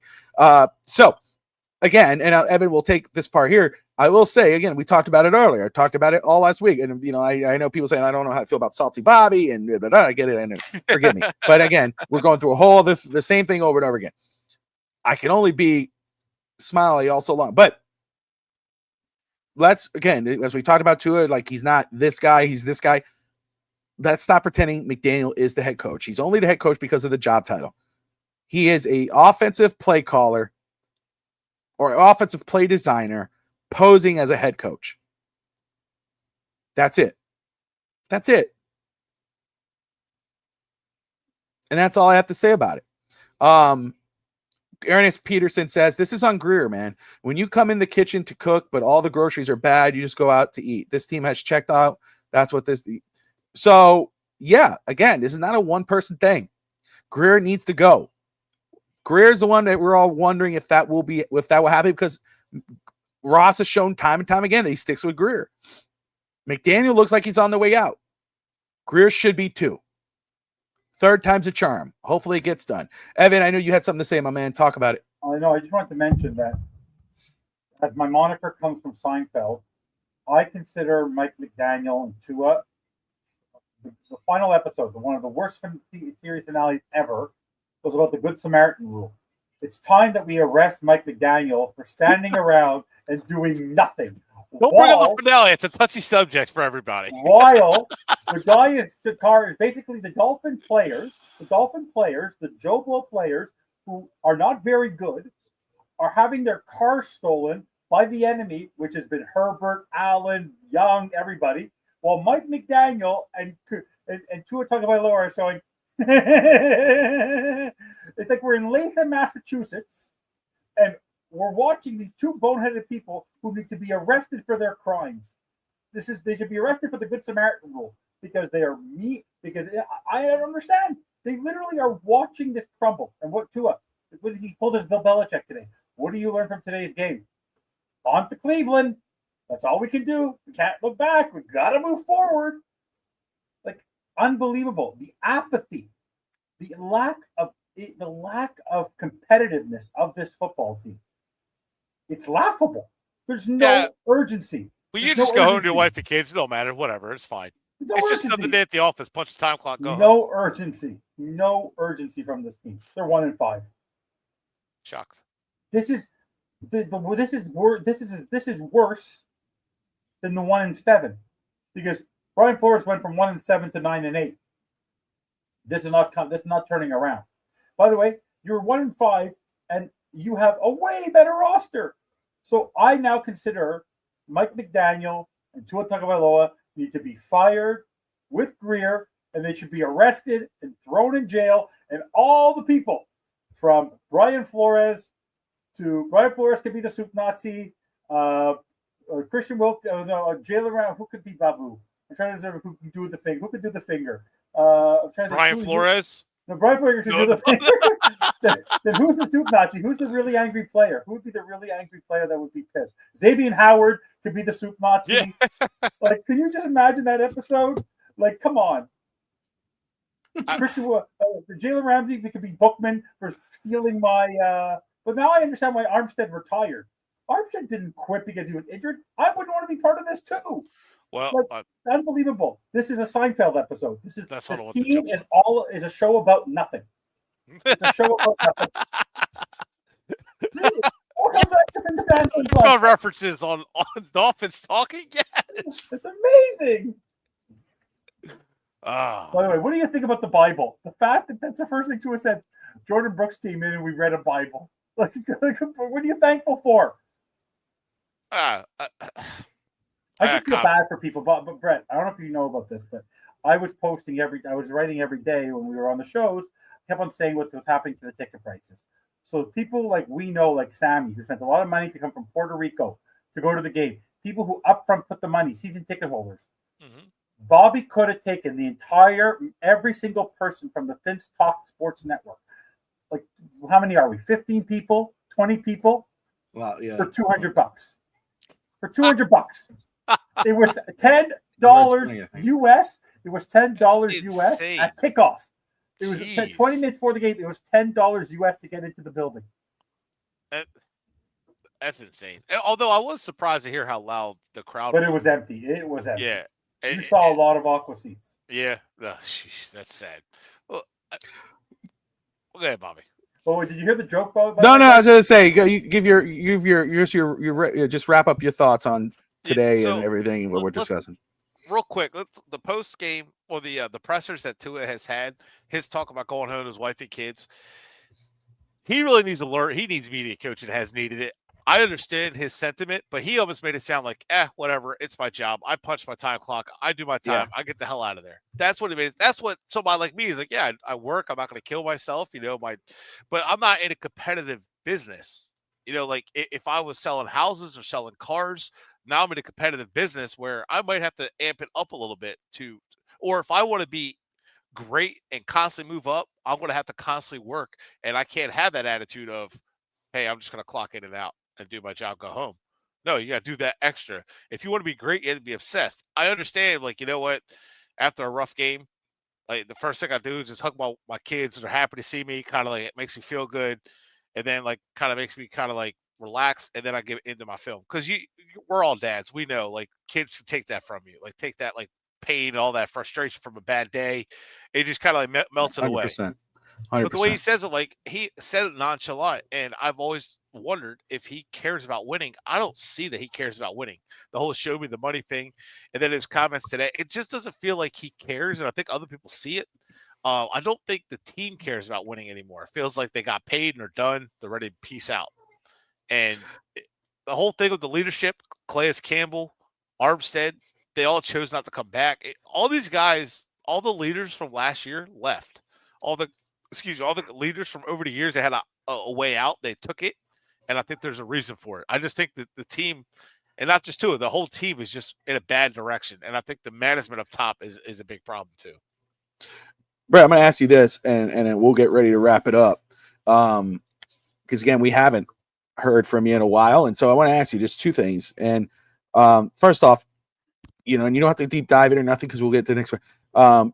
People talk about, drafted a quarterback, get rid of Tua. Whatever. We know getting rid of Tua is not likely just because of the contract situation, but you can still draft a guy in this class. It looks like it's a stronger class. Is there any one guy that you're looking at like, man, I'm intrigued by him? Obviously, there's a whole season left to go. We have a lot of film to watch, but is there any one quarterback that's caught your eye? You're like, man, I would like him. I would like to see him in a Miami uniform.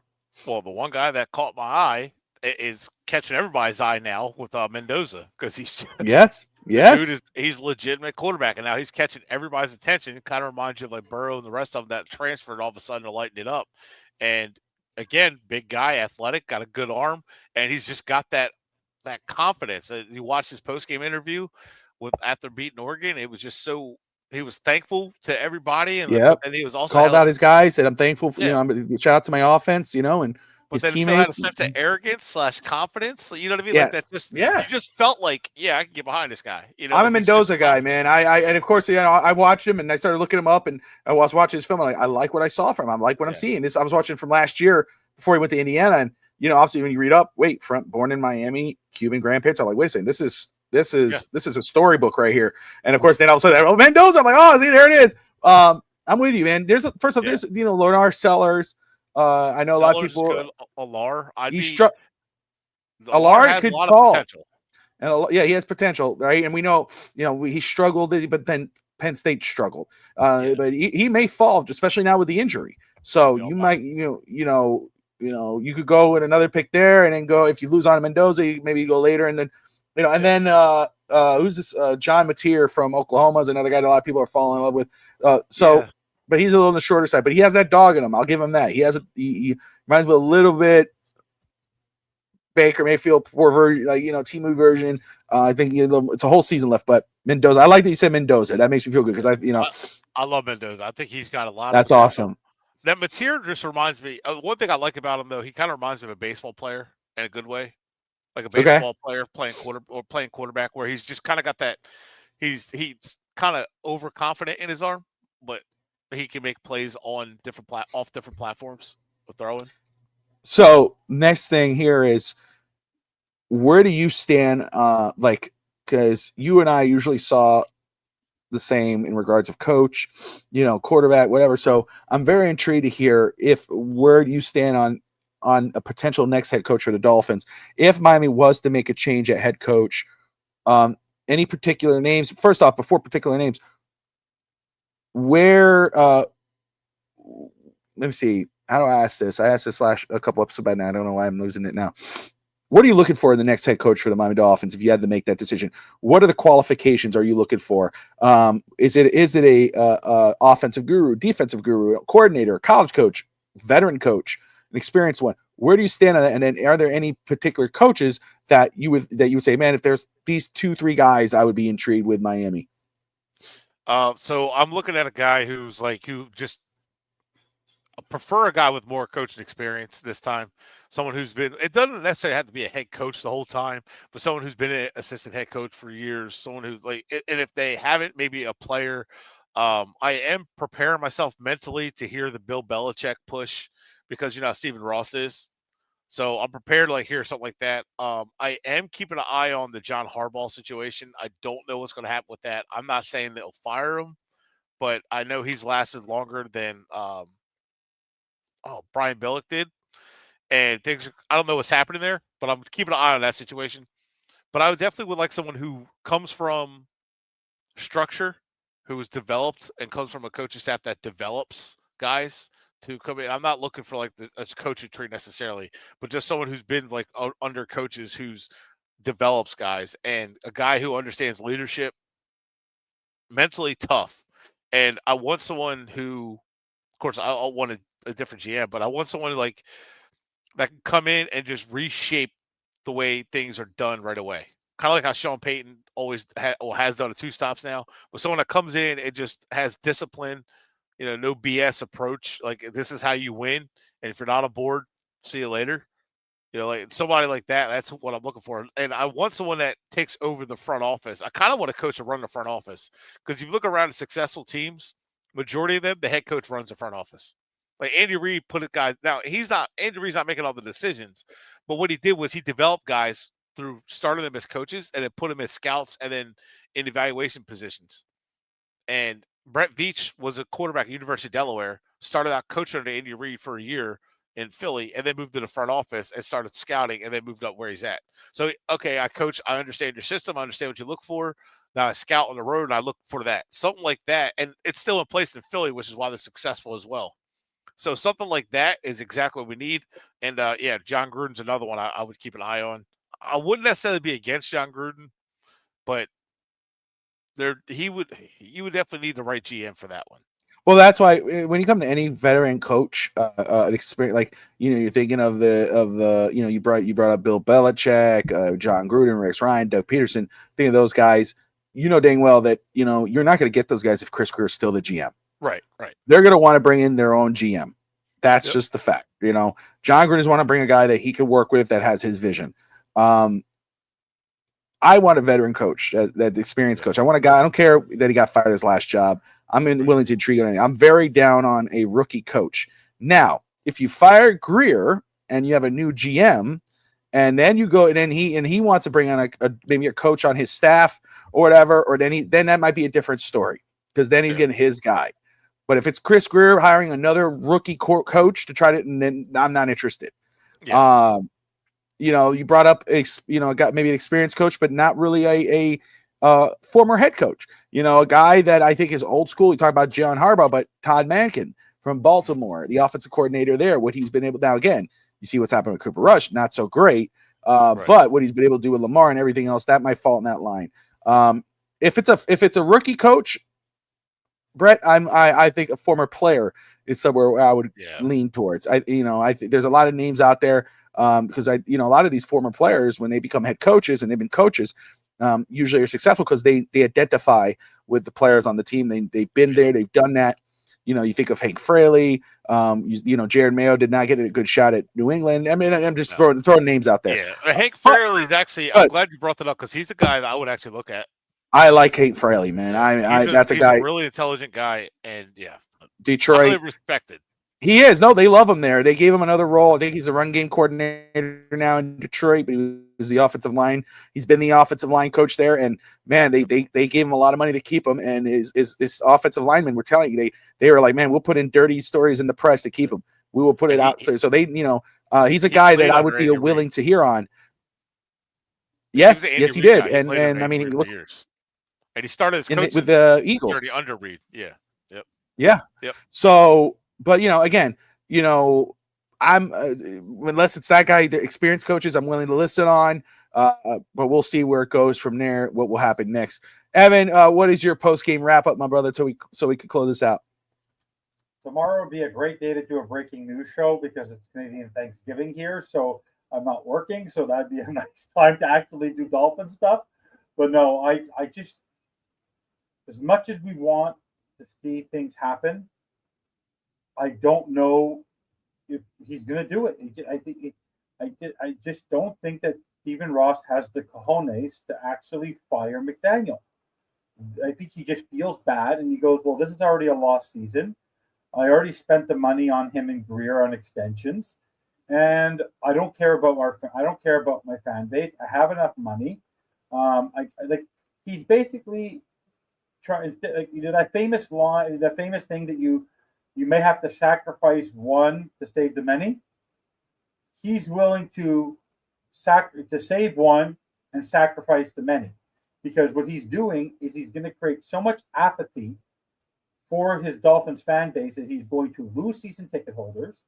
He's going to lose fans. He's going to lose ratings. He's going to start seeing that his pocketbook is not, or the Dolphins' coffers are not going to be so full. And by the way, this is not good PR for the Miami Dolphins, because if this is what your plan is, why would players want to come play here? Why would they want to come to a team where, when it's bad, you're more interested in protecting the coach than you are your players? So for me, the fact that he's not doing anything at all is basically saying that I care more about Mike McDaniel and Chris Greer than I do about the actual success of this team. Because right now, if you wanted this team to be successful, you have to make a change that will give some sense of direction. Because right now, every media outlet, every possible, I think, every possible media outlet, every possible fan, nobody supports anything having to do with this team anymore. And what I thought the writing was on the wall today, and there was one play we didn't talk about. Riley Patterson is a young up-and-coming kicker who has never kicked a field goal greater than 53 yards in his career. He's never attempted one. And you put him in a position early in the game, instead of putting Herbert down where Jake Bailey's been kicking extremely well towards his end zone, you try to kick a 57-yarder, and that turned into points by you making that mistake. That's Mike McDaniel not understanding what his players' capabilities are and what the situation in the game is. And how Stephen Ross does not see that, and how people around him, whether it's Marino, whether it's Garfunkel, whether it's, I don't care who, even if they're not football experts, are not saying this to him. Maybe it's time for him to give the team to his daughter. Because at this point, anything would be better than this. Because he's literally so apathetic. Because this guy was willing to tamper to get Sean Payton and Tom Brady. Was willing to go get Jim Harbaugh while Tony Sparano still had a job. And he won't fire two guys who have basically blown up and ruined the rebuild. After 6 years, these guys have been here 4. One's been here the whole 6. The other one's been here 4, and they progressively have gotten worse. Yep. How does he not see it? So as much as I want McDaniel gone, as much as I want Tua gone, as much as I want Greer gone, Ross is the problem because he won't react. What does he really think that patience is going to correct this? Yeah, it's not. Phillips is at the end of his contract. Chubbs is going to be gone. Minka will probably be gone. Tyreek ain't coming back. What is he waiting for? Don't you say those words. He's my quarterback. Miss Fins in the house. What's up, girl? Miss Fins. Miss Fins, I hope you pay $10 or less for your He's- ticket today. If not, you Sorry, I can't misspelled Tua according to Miss Fins. B-U-M. Oh, damn. Damn. Hey, real quick, Bobby, I forgot a name to throw at you. Yeah. Joe Brady, who I've been on for a while, came Okay. up with Sean Payton. Buffalo Bills OC. Yep, he came up with Sean Payton. He's been a very good offensive coordinator. Was the championship offensive coordinator for Joe Burrow at LSU and Sean Payton's offense, just so you know. And then look what he's doing with Buffalo, and also he's from Miami. And he loves the Dolphins. Grew up a Dolphins fan, so throw it out there. There you go. There's an. I know Alex really likes him. I'm a season ticket holder, so full price. Oh, bless your heart. Oh boy. Bless your heart. Oh man. Oh man. You know, damn. Well, hey, I've been shouting everybody else out. So first off, shout out to Miss Fins. Make sure though, if you love the Miami Dolphins, you love Dolphins content, go check out Miss Fins' channel. Miss Fins. Make sure you like and subscribe to her channel. She's on almost daily with Fins content in the mornings. Yes, Evan. Brett, what do you and I have to do? Because obviously I want Greer gone, but I want McDaniel gone more. You want Greer gone more. We've been clamoring the table forever. What do you and I have to do, or what would be our reaction? What do we have to do if our dreams actually come true? As sad as these are. I don't know. I really don't know. Like I think your wife basically she doesn't realize that if Greer gets fired, you're going to be a completely different person. If Greer gets fired, I will be shocked because I was waiting after Flores got fired. I was like, and then no, what? Bobby, you realize that you will be able to hear me in Franklin when they fire McDaniel. You'll be able to hear me in Franklin. I know. Literally, if my phone starts blowing up with phone call after phone call after phone call, I know something's gone down. Okay, I know Evan will be blowing up my phone. I'm turning 43 on Friday. Okay. My Stephen Ross, I have not asked you for anything ever for my birthday. But as a fellow Jew, I asked you, birthday present for Finstanza, fire Mike McDaniel. You will make me the happiest 43-year-old ever. Fire that man. Fire that man. There you go. There you go. Hey, that is going to wrap us up for tonight. That's 2 hours in. Well, what a show. First off, thank you, Brett, for coming on here, man. We've missed you, bro. Hopefully we get you back here. I know you said you're off on Saturday and Sundays. Yep. I know how busy you are, so it's really good to get you here. Evan, as always, my brother, it's always fun to do this with you. Everyone who's watched, everyone tuning in, like Miss Fins says, like and subscribe for sure. Appreciate you. Make sure you guys go subscribe to Miss Fins. Everyone who's watching, everyone who participated, whether you agreed or disagreed with us, we are grateful to you for watching. We enjoy doing this. We enjoy reading your comments and interacting with you. As much as we don't enjoy watching the Dolphins lose, you guys make it all better. Dolphins, though, did lose today, 29-27. Was fan club weekend. I hope everyone who drove down and to Miami for this event, I hope you guys had an amazing time despite the loss. I'm so happy for everyone who was there.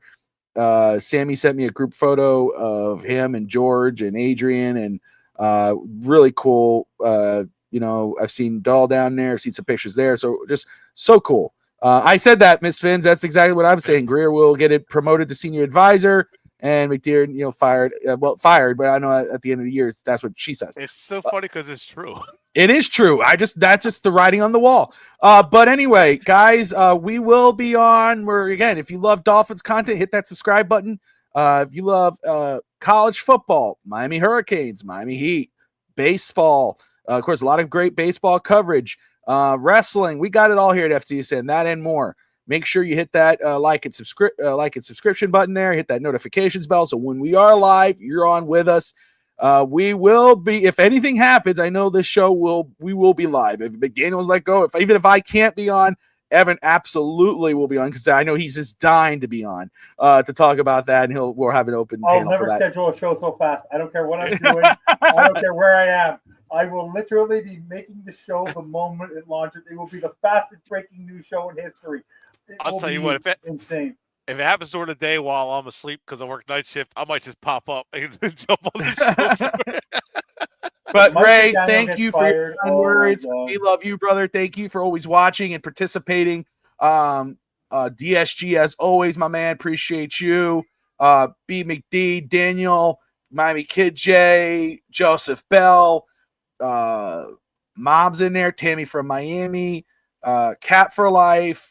Man, I hate missing out on people. Ernest, Samoan, POV, Rob, Dolphins Thirsty, Scotty, Cap, Sammy earlier, Doll, Sackman, everyone watching, wherever you're watching from. We appreciate you.